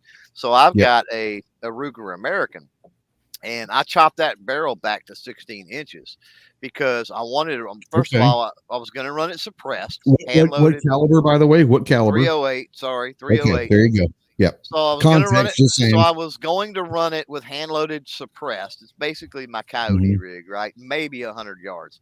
So you were going to are you going to run subsonic with it? Absolutely. Okay. Yeah. Right. It's almost dedicated subsonic. And worked up a great hand load for it, this, that, and the other. And so I didn't need the 22-inch, however long that barrel was stock. I don't even remember. So I chopped it back to 16, actually like 16 and a half, just to make sure or whatever, But when I chopped it there, the crazy thing was I could not thread it 5/8. I say I have help, but we could not thread it. We could not thread it 5/8. Would you got to go half or what? We had to thread it a half. And so, but they make half. They're all over the place. Adapters, thread adapters, and so I just put a half to 5/8 adapter on it, and I mean it literally increases the length when you do that by maybe a quarter inch. I mean it's negligible. Why couldn't you get it at 5/8 though? That's interesting. There was not enough meat on the barrel because it was okay. Interesting. Yeah, it was not like a bull barrel or anything. There's Prepper. Yeah. Nice. What's up, Prepper? How you doing, man? How's it going, bro? Why couldn't you get it at 5/8? Oh, you are. Hey, can you mute that in the background? Not you. Just mute the stream in the background because it's echoing bad. What's up, Prepper? How you doing, man? Can you hear me or no? I can hear you, but I also hear my stream. If you can, pause the YouTube side of it. Like if you're watching the live stream on the laptop, just pause it. Okay, it should be good now. Sorry about that. Perfect. There you go. No, you're good. You're good. No, and you were talking. You had some great things out there. So we're talking suppressors, and there's some people out there that don't own suppressors. They've never shot a suppressor, don't understand the suppressor game at all. And so I want to give you a few seconds. First of all, guys, go check out New York Prepper's channel. Awesome channel. But you had to make some great points out there that maybe I wanted to see if you can bring up real quick so people might be able to understand it more through just what you're typing out there? Yeah, sure. Yeah, definitely. There's a lot of fake information too out there on the internet that, I've read all kinds of stuff that's just not true. Like, I remember when I was considering getting my first suppressor, people were saying that you can't use 1/2-inch threads with any rifle suppressor because there's just not enough meat around the bore and the can is going to just blow off the muzzle. And that's just complete BS because I have one on my 300 Win Mag. I have 1/2-inch threads and I shoot full power loads. I've put 200 rounds plus through it already and no issues, Oh. What a lot of people don't realize is that they think because they cut the OD of the barrel down, right? And they think, oh, I've cut that down too far. There's not enough meat left. When you screw that suppressor on or you put a nut on it, that's actually more sturdy than it would be just a regular barrel. And so would you have a problem with what Prepper's saying? Would he have a problem if he shot that without a barrel nut or you know what I'm saying? Or a suppressor on it? Potentially, right? Depending on the barrel, and there's a lot of other factors with that. But if you've got something screwed over those threads, no, it's not going to be a problem. Yeah, definitely. Let's see here. Going back up to some of these questions Jacob had. Oh, go ahead, Chloe. You actually haven't finished. I was just going to say, and adding on to that, one thing that I do, I've got a box in there with muzzle brakes, right? Yeah. I don't even buy thread protectors for my stuff. No. I've got literally a box full of muzzle brakes, and if I don't have the suppressor on it, I just hand tight one of those muzzle brakes on. There you go. What I do. Yep. It looks cool when it's sitting there. It don't have just threads or a stupid thread protector. And if I do want to go shoot it like that, right, I don't have to worry about anything. I can take it out and shoot it if I want. So real quick, G23 is saying, I guess he was asking you guys talking about 5/8 and a half. Yes, a 1/2 by 28 or 5/8 by 28. Yes, those are the common thread sizes and all that. But yeah, when we're saying 1/2 or 5/8, it is a 5/8 by 28 or a 1/2 by 28 thread. So yes, thank you for doing that because there are people out there that may not understand what the hell you're talking about. So those are the size that you're going to see most. I want to correct you. 5/8 is 5/8 by 24. This is the standard. But 24, yeah, 1/2 by 28, yeah, 1/2 by 28, 5/8 by 24. But you're going to see those two are like the two common thread sizes. Like when you go to Suppressor Central or whatever, and your Silencer Co. or whatever, and you're looking for, those are the ones. Especially you start talking about a 308 or the 30 cal or multi-cal. Those are the two you're really going to see the most of when it comes down to it. Now you start talking AKs, and we're talking about different threads and all of that. There's weird sizes and weird AKs are that's a whole other discussion with suppressors because someone was mentioning AKs earlier. Well, you don't even have to get a AK.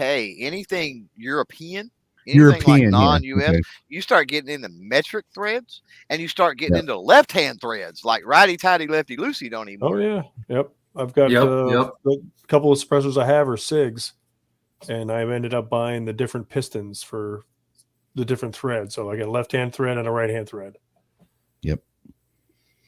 Yeah, that's like on the FAL threads are like that. They have a left hand and a right hand.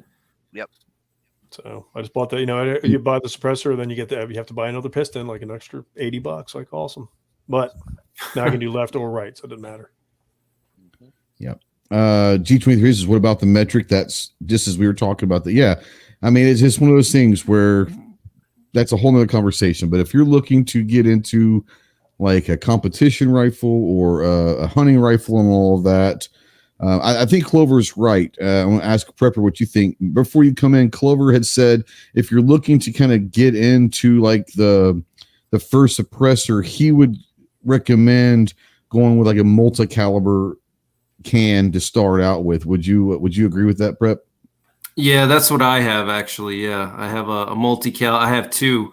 So yeah, definitely. It's just much more versatile, and they actually have cans now that not only work on just rifle calibers, but you can go from rifle to pistol. So, you know, you can put it on your 9mm and then also put it on your AR-15. It's a no-brainer in my opinion.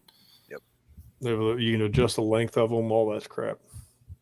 No, that modular stuff, Torrent suppressors have some really cool modular Torrent has stuff. some really cool ones. Yeah. For me, I'm a big Surefire guy. Like I run a lot of Surefire stuff, and I'm a big Surefire guy. One of the things that Surefire offers is the QD, and we talked QD earlier, where you've got you basically attach a muzzle brake on there, and on the muzzle brake it has a QD where it's already ready for all you got to do is slide your can over the muzzle brake and it attaches to the muzzle brake, so you can take the can on or off, use it with or without. Have any of you guys ever worked with the QDs that run muzzle brake / suppressors? And what do you guys think of them? I mean, I like them. I think it's quick and easy, but they're, you know, if you want one for every gun you want to put a suppressor on, then it's like $200 a piece. Now, Surefire is not the cheapest stuff in the world, but no, that's I like the idea of having the QD because if you want to be able to just run a brake and you get the brake tuned and everything's good to go, then you want to throw the can on there, you can. And sometimes you want to take the can off. But yeah, Prepper Clover, have you guys used the QD cans that are attached to basically a brake at that point? Yeah. Do you want to go first or should I? Go ahead. I have the Silencer Co. ASR mounts, so it's either a flash hider or a muzzle brake. The only thing with those, you just have to make sure you have it locked in good when you tighten that suppressor down, so you don't have any baffle strikes. But you have to make sure you read the manual and know how to use the QD mount and have it nicely tightened in. Another thing to be aware of is that your point of impact is going to change sometimes pretty drastically. So if, let's say, you have it zeroed with your muzzle brake and then you put on your suppressor, it could be off by 1 or 2 inches at 100 yards. Let's say it might be an inch high and an inch to the right. So you have to decide, do I want to zero this firearm with the muzzle brake or with the silencer? And just keep in mind the difference. So when you go back, let's say you have it zeroed with your suppressor, because you know with that particular firearm, you're going to be using the suppressor, let's say 70% of the time. Like me with my 300 Win Mag, I prefer to have the suppressor on there most of the time because it kicks a lot and it's loud. So I have it zeroed with the suppressor. But if I want to take the can off, I shot enough with the can off to memorize. Your holds are going to be, you kind of know where they are. Yeah, exactly. Yep. Your adjustments. Exactly. Yep. So now, do you hold? You wouldn't change your settings on your optic, would you? You just kind of hold low left or something like that? I mean, I just I do more like longer range shooting.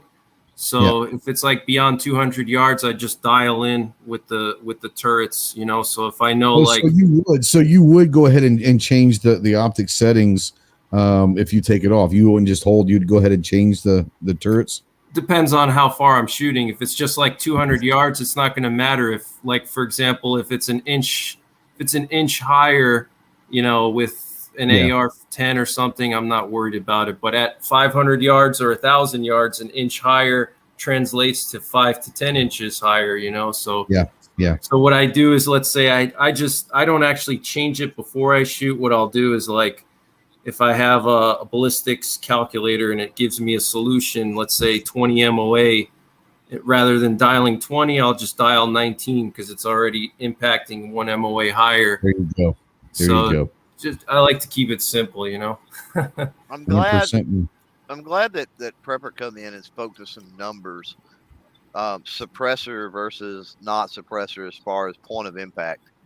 Because what I said before was it doesn't make that much of a difference. And I mean, 5 inches at 1,000 yards, like, that's subjective, I guess, in a way. I mean, 5 inches at 1,000 yards to me is not that much of a difference. It depends on if you're looking to be right. extremely precise at 1,000, or if you're trying to hit a 12-inch steel at 1,000 yards or whatever. And especially if you're talking about an inch at, or 2 at 100 yards, if you're talking about a hunting scenario, right? It's not enough to matter. Right. Yeah. If you're going at a 10-inch steel at 1,000 yards, you're still looking at an MOA target. 5 inches, you might have to aim at 7 o'clock, but you should still be able. But if you're looking for a precise hit, then yes, right, absolutely. So let me ask you guys this also, and they're talking from my vantage point of, and I was talking, Prepper, you might not have been here. The reason why I'm having this discussion is I'm trying to, for my competition rifle for long range, I run a break and I love it. And I'm thinking about, should I look at the suppressor side of things?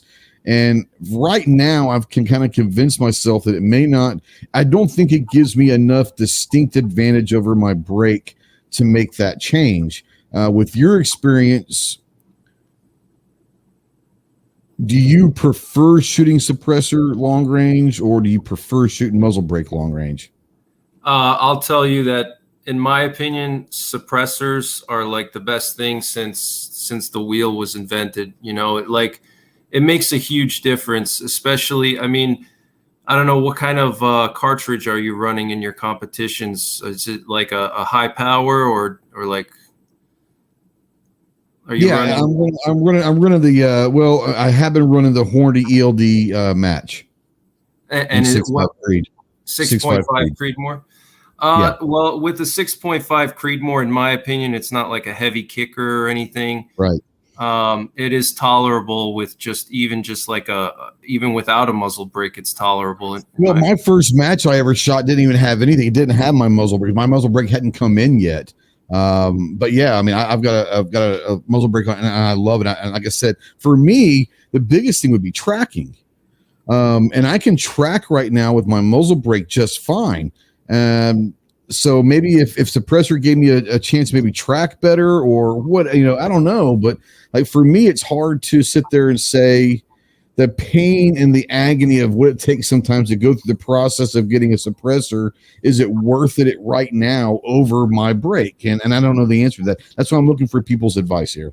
Yeah, I wouldn't say it's like super critical if you're shooting a 6.5 Creedmoor. Another thing to keep in mind too is that I don't know what kind of competitions you do, but suppressors will add 6 to 8 inches onto your barrel. So absolutely, it's going to throw your balance off a little bit. It's going to be longer. It's going to feel different.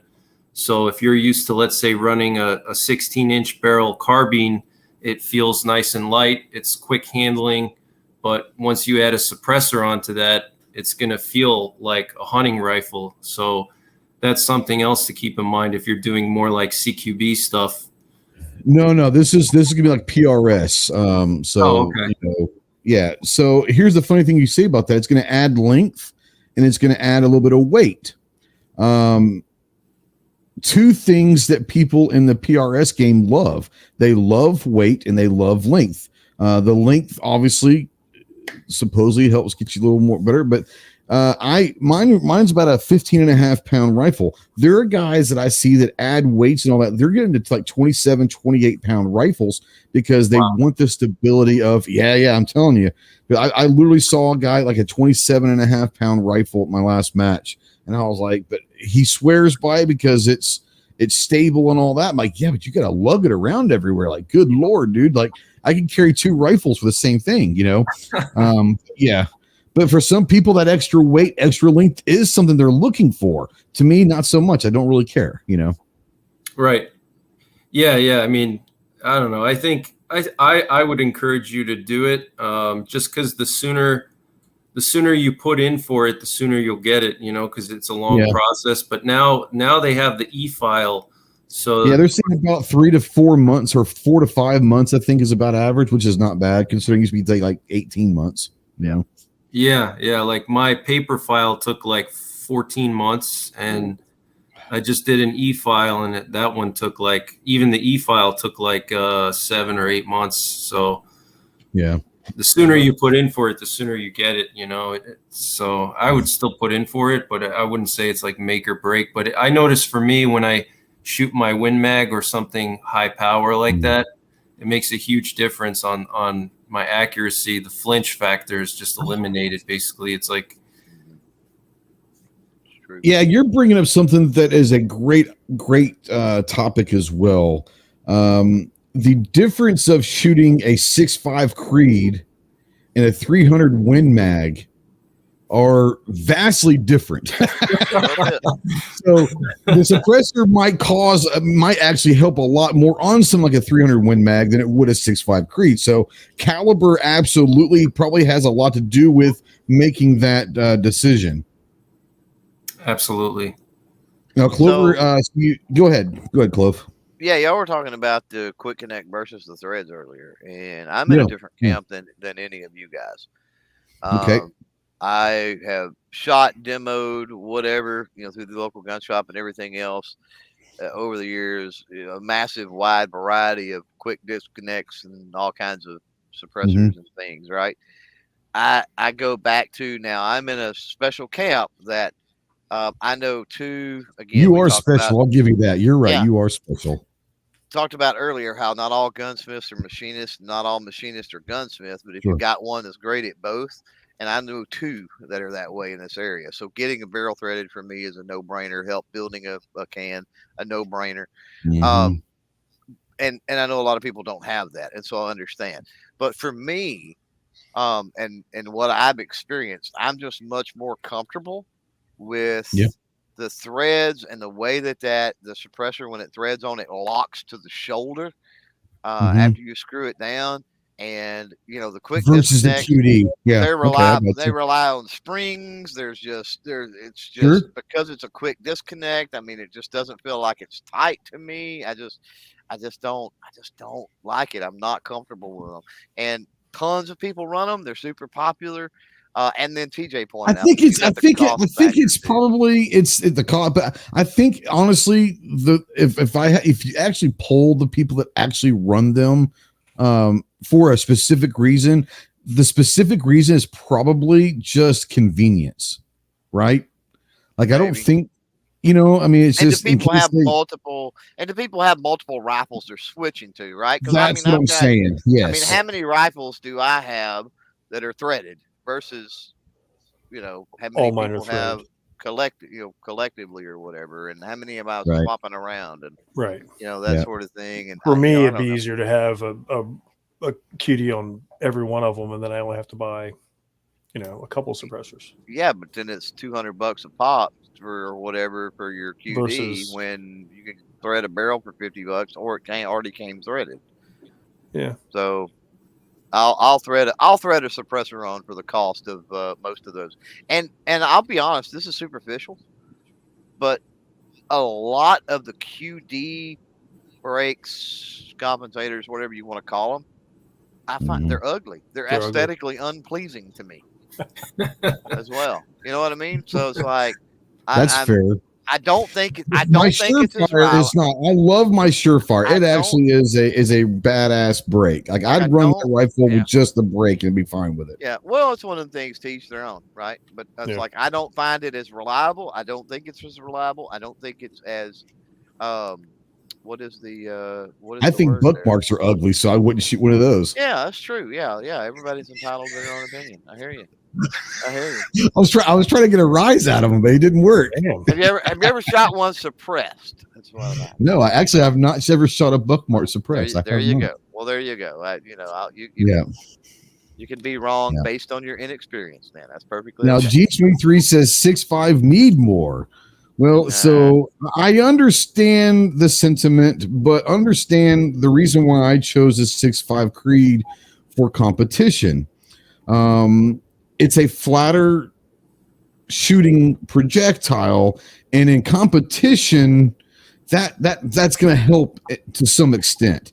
Now, a lot of guys are using the 6 millimeters, they're using the PRCs and all that, which are great. But for me, the 6.5 was what I chose. Well, at the time, the 6.5 Creed ammo was pretty cheap. Not so much anymore. That's why I'm going to start reloading, by the way, my own competition ammo and all that. But no, the 6.5, is a really good, solid caliber, especially if you're just starting out in the long range precision game, because it is a more flatter shooting projectile. It's stable. It's going to be able. You're going to find a ton of rifles to get into that are going to be chambered in 6.5 Creed. So the ARC is a great 6mm. But yeah, I mean, there's a lot of great. But you're looking at 308s very, and at least in a competition game, very rarely. Like the 308s, put it this way, they have their own division, because in a PRS, the 308s have their own division because they're supremely overmatched by what everyone else is shooting. So if you shoot 308, you're in your own division. Just saying. Special kids. Yeah, go ahead, Prepper. I think you got something to say. Go for it.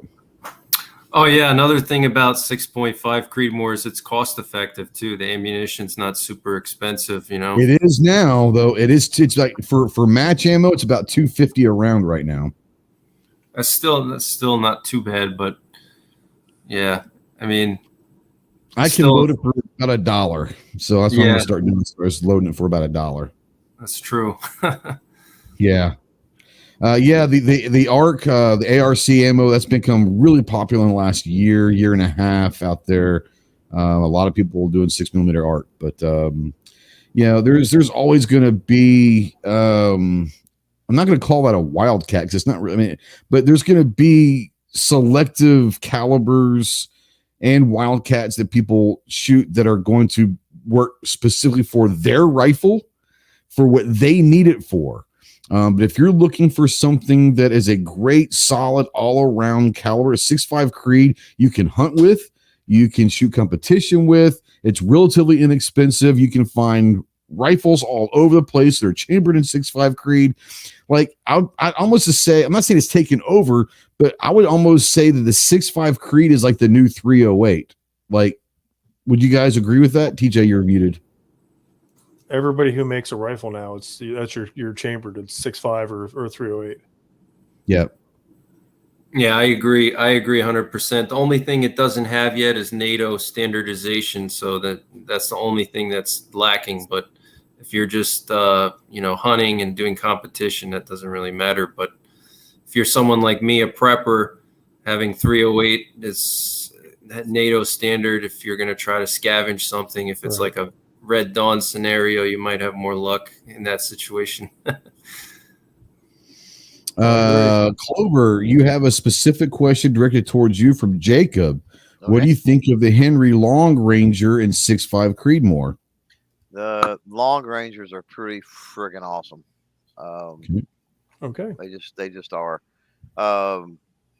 Lever guns in non-lever calibers. That's just to me, that's cool. So yeah. Prepper, TJ, have you have any experience with the Henry Long Ranger?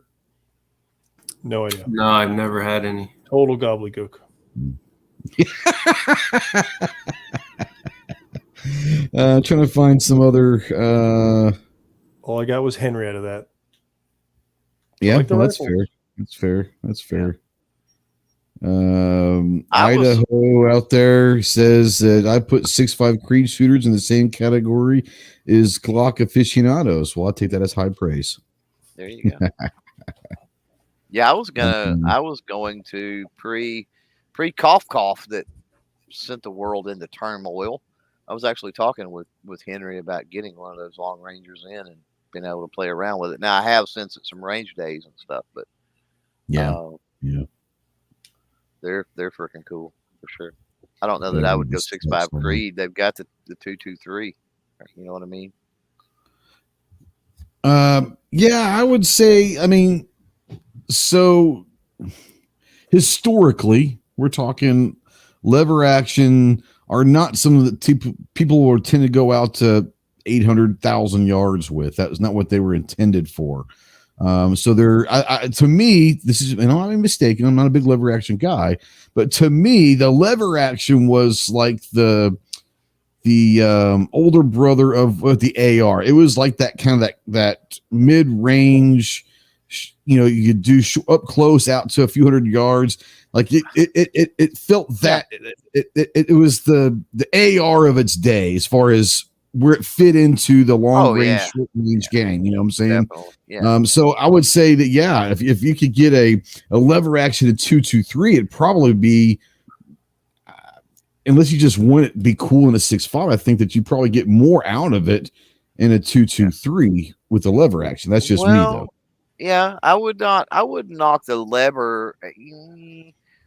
I don't know. People think lever and they're thinking Winchester, Henry, Marlin. I mean, they think that cowboy style lever. But you get into the Sharps, for example, and the lever. Well, that's where long range started. Yeah. For all intents and purposes, was the Sharps, and that was a lever. Jacob was asking if I got his text. Okay. So, he did send me a text and he said, we're talking about, Freedom Ordnance, Battle Arms, Development Inc., Bird Dog Arms, Stag Arms, Sons of Liberty, LWRC. These are some of the brands that his local gun shop has. Now, I think we're talking about, I don't remember exactly. Are we talking about for an AR-10? Are we talking like, what are we talking using this for? Because I would say of those, this is just me, I would say LWRC or Sons of Liberty are the two that that Sons of Liberty can't really go wrong with. LWRC are good. They're all good, but those are the two that I'd probably go with. But it all depends upon what you're going to be using that rifle for. So without context, I don't know. Okay. So, so we're going back to his question from a month ago. Entry level to mid-range AR. Once again, entry level means a lot different. If you're talking about prices, if I remember correctly, you said you've got about $800 for your budget. It's been about a month or so ago, but I want to say that you had about $800 for a budget for your first AR. I don't believe you're going to get into Sons of Liberty or LWRC for $800. Just saying. Diamondback. You're talking at this point Smith & Wesson M&P. Yep. You're talking, man, we did find a couple Black Rains out there for $850, which if you can scrounge up 50 extra dollars and go $850, you need to go the Black Rain. But you're not going to get LWRC or you're not going to get Sons of Liberty for $800. I promise you that, unless they're used and you have a buddy that has one. That's about it. Yeah. Prepper, TJ Clover. I'm going to read these out. Freedom Ordnance, Battle Arms, Development Inc., Bird Dog Arms, Stag Arms, Sons of Liberty, LWRC are some of the brands. If I remember correctly, let's say about an $800. We already had a discussion on this, but Prepper, you weren't here. For a budget of about $800, do you have a good AR that'd be solid to be his first AR? I'm not too familiar with some of those you mentioned, but obviously Palmetto State Armory, they have a lot that are around that price, and people usually have good results with those, good groups and reliability. So can't go wrong with a Palmetto State Armory. That would be my recommendation. I mean, that's all I'm really familiar with in that price range. Yeah, no problem. No problem. This was about a month ago. He was talking about getting his first AR, and he was saying about an $800 budget. And we started going through the brands that we like. Stag's not bad. Can you get a Stag for $800? They're basic. Well, they're brand new on their website. Their basic is $999. So if he can so you might be able to get it. You might be able to get it used, or like I said, if you've got, and then that's you probably can find it streetwise for $850, $899. Right. It all depends on, and Idaho Roger says, don't buy, build your own. See, I kind of disagree to a certain extent. This is his first AR. Unless he's got experience on the inner workings and the mechanics of an AR, I've always said, I think you should buy your first, learn, take it apart, put it back together and all that. Buy your first and build from there if you want. But I'm not saying don't build your first. I'm just saying I would not. I buy. I mean, I agree buying it first and then seeing what you don't like about it, or seeing what you like about it, then build from there. I mean, if you build your own, I mean, it could suck. You can be like, God, I hate this trigger. Now what you can do is, when you talk build, what you can do, especially in the next month, you're going to start seeing some Black Friday deals and all that. You can get a complete upper and a complete lower. And if you don't care what brand they are, you can go find like an Aero Precision lower and, maybe a PSA upper or something, and put them together and not really have to build them. But if you're talking about getting a stripped lower and actually building the lower without many experience, unless you've got someone that's going to basically hold your hand through it, could be fun. That's just my opinion. You guys, what do you guys think? We'll have this discussion again. Prepper, you haven't been in on these discussions before. Build or buy your first AR? What say you? I would say buy for sure. I mean, unless you have a buddy that's done a good one, this way you don't have to waste a bunch of money trying to, figure out what works, trial and error, why go through all that? Just get something just to shoot, and then maybe your second or third one, build. Yeah. And yes, you can build for way cheaper, especially right now. But I think that what you could do is go and get yourself a completed lower on a sale. Once again, get even an Anderson that's completed. You can get one for $150 roughly right now, maybe 200. It depends on where you find them. But I was with Black Friday deals coming up. You might be able to get a good deal, and then go find a completed upper with a BCG and all, and charging handle and all that, and be in it for less than 800. But they're not going to match brands. But if you get two good brands, it doesn't matter. Go ahead, Chloe. Oh, just one word: tools.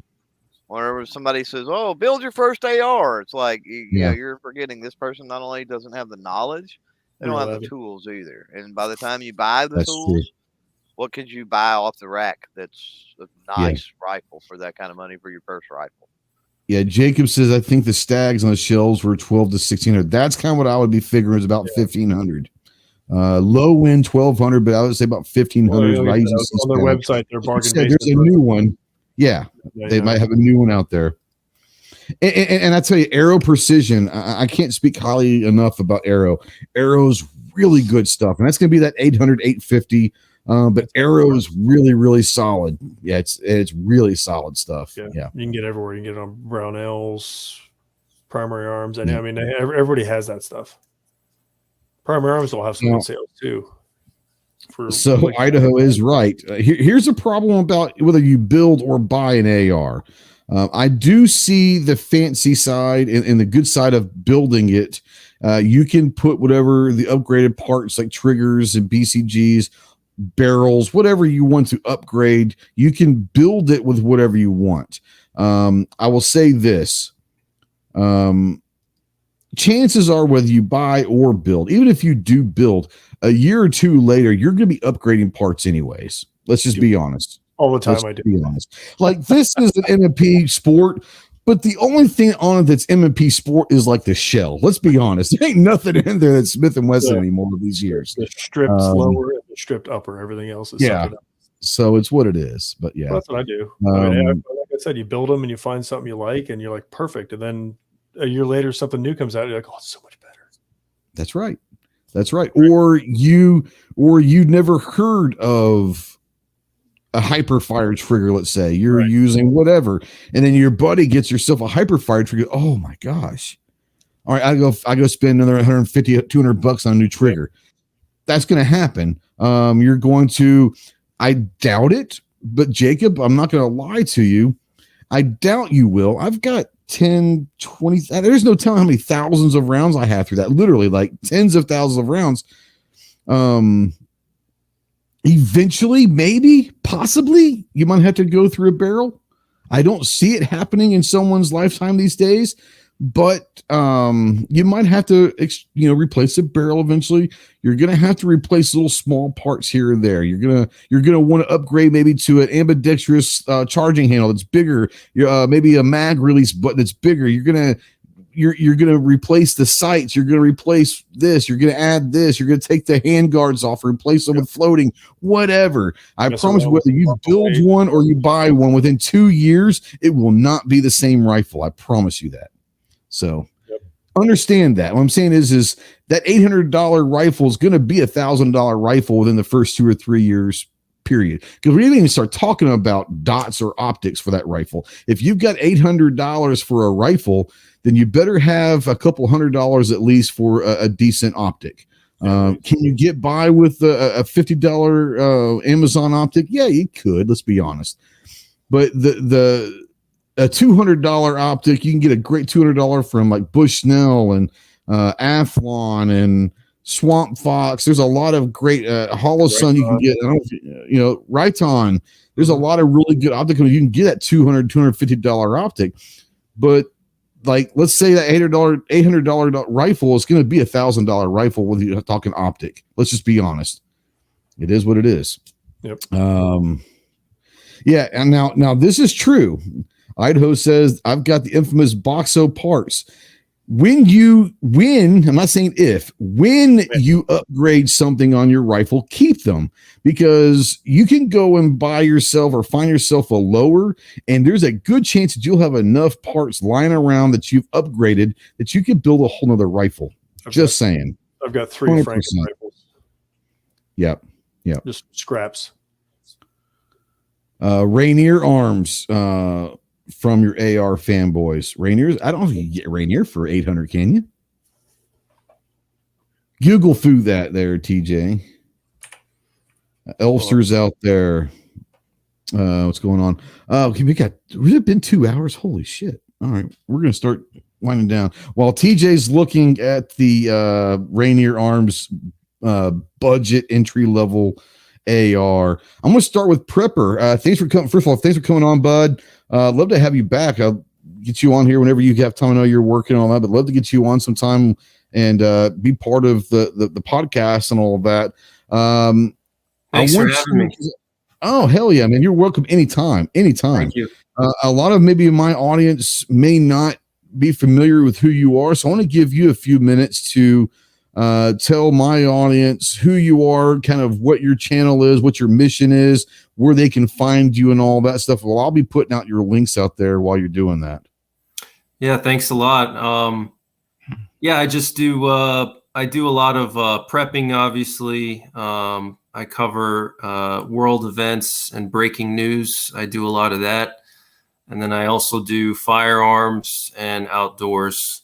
So it's kind of a mix of a variety of different things, primarily focusing on prepping, but there's a lot of firearms there and outdoor stuff. And I do a lot of news updates. That's a big one. People seem to love that. So I've been doing a lot of those. It's funny, I get like 10 times the amount of views with a simple news update than a very detailed review of some tactical gear. It's just funny how people. Everybody loves The Sky Is Falling, man. they can't help themselves. Yeah, it's like I think they get like a dopamine rush or something from it. It's just. So I do a variety of different things, but a huge part of it is definitely firearms. So. Yeah. Real quick, Millsup Duo says, hello, first time listening. We'll have to listen to the full show. I've seen you many times before, maybe in other channels, maybe, but I don't know. G-Webs, maybe, or G's channel. I know I've seen the name many, many times. So welcome to the dark side. We promise here that we will not make you any smarter. We just hope not to make you any dumber. That's our promise to you. But yeah. Ricardo says, Prepper, thanks for the updates on Ukraine. So he watches. And man, it's very curious, but the sky is falling. Really cool channel out there. So like I said, go check out Prepper. Like I said, man, I'm gonna start sending you links. I don't know if you're available on Tuesday nights or not with work and all that. 7 Central. But even if every now and then you're available, I'd love to have you just jump in whenever you want. So I'm going to start sending you on the email list and get you on there, because I'd love to have you start talking about some of the stuff that you talk about, because I'd love to have you on more often. So if you're able, even if it's maybe once a month or something for 10 minutes, you just got 10 minutes, jump on in. That would be awesome. Yeah, I got time. So yeah, just send me the links. I'll definitely pop in whenever I can. Thank you. Yeah, man, for sure. Milsurp Duo is on my channel. Maybe okay. Anyways, TJ, bring you in real quick. Prepper, meet TJ. TJ's from a buddy of ours. We all, Clover and I and TJ, write for Gear Report as well. So TJ's with Gear Report. He is our executive vice president of food and beverage for SHOT Show and just in general. You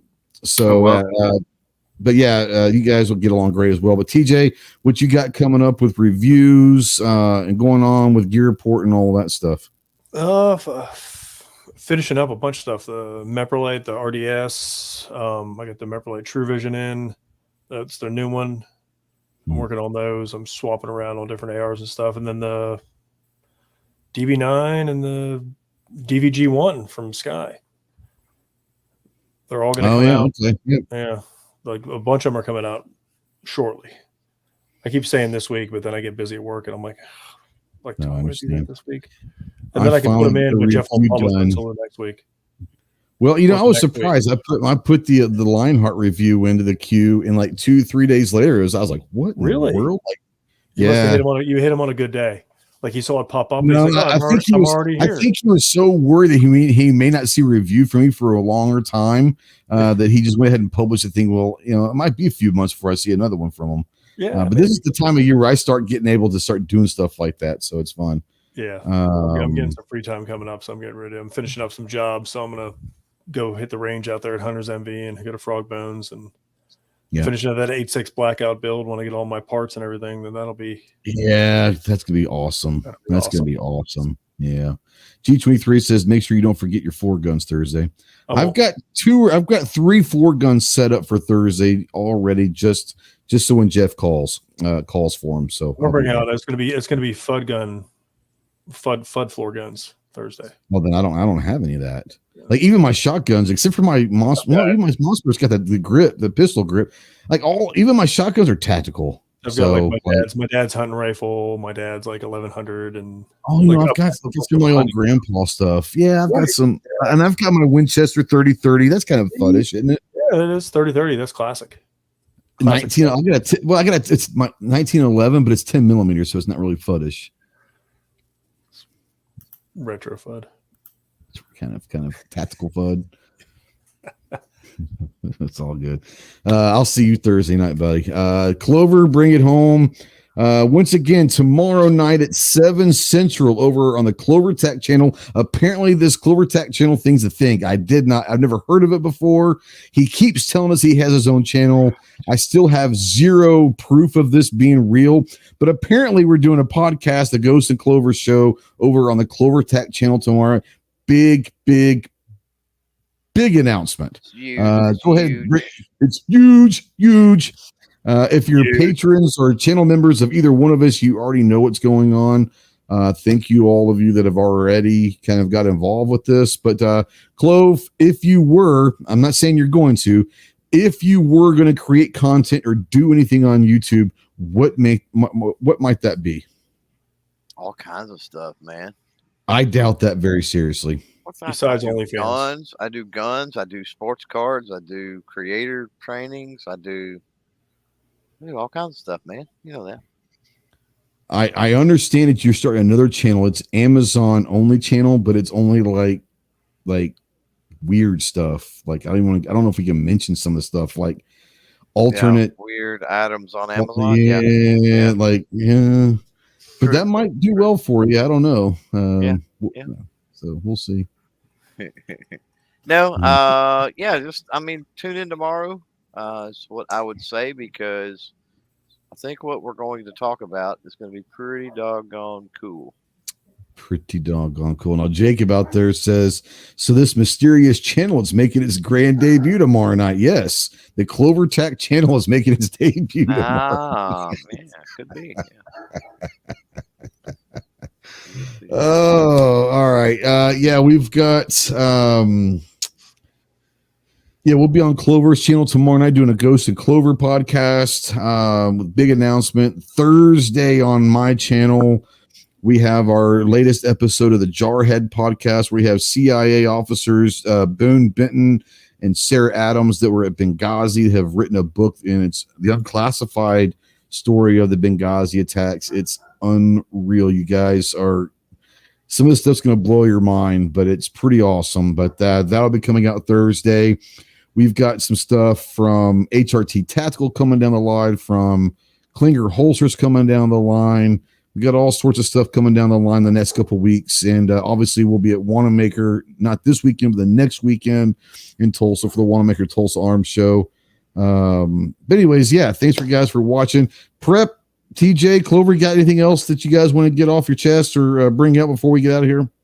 Nope. Not really. Thanks for having me on. I enjoyed it. Yeah, Prep, stick around when we get off here. We hang out for a few minutes in the after chat if you got time. But for everyone out there watching live, thank you so much. Still got almost 20 people watching live. Hey, that's your own fault. Yeah. You're not getting your money back. Sorry, it's gone. It's already been spent. You knew what you were getting into before you came in here. You're not, quit kissing ass 2 hours in. You're not getting your money back. For those of you that are watching this in replay or listening in podcast form, bless your souls. If you've made it this far through this fiasco, you are a great, great person. But no, I will say this. If you are out there in podcasts, I never do ask people to do this, but apparently it's a podcast thing that I shouldn't feel guilty about asking. If you're listening to some podcasts, please follow this podcast. Leave a comment in this podcast. More importantly, if whatever podcast platform that you are listening to this has a ranking or rating system like 5 stars or whatever, and you like this, give us a good rating. Maybe it's a 1 star. Whatever Any it would star be. is better than no stars. Any star is better than no stars. I feel bad asking people to do that, but apparently that's a big thing in the podcast world, and everyone does it. So, if you're out there in podcast world, give us a follow, leave us a comment, and give us a rating if that platform allows it. If you're watching this on YouTube, obviously we'd love you to like, subscribe, share, all that stuff. Thank you to our patrons, our YouTube channel members, and everyone that donated and super chats. Really do appreciate you guys. We'll see you next week.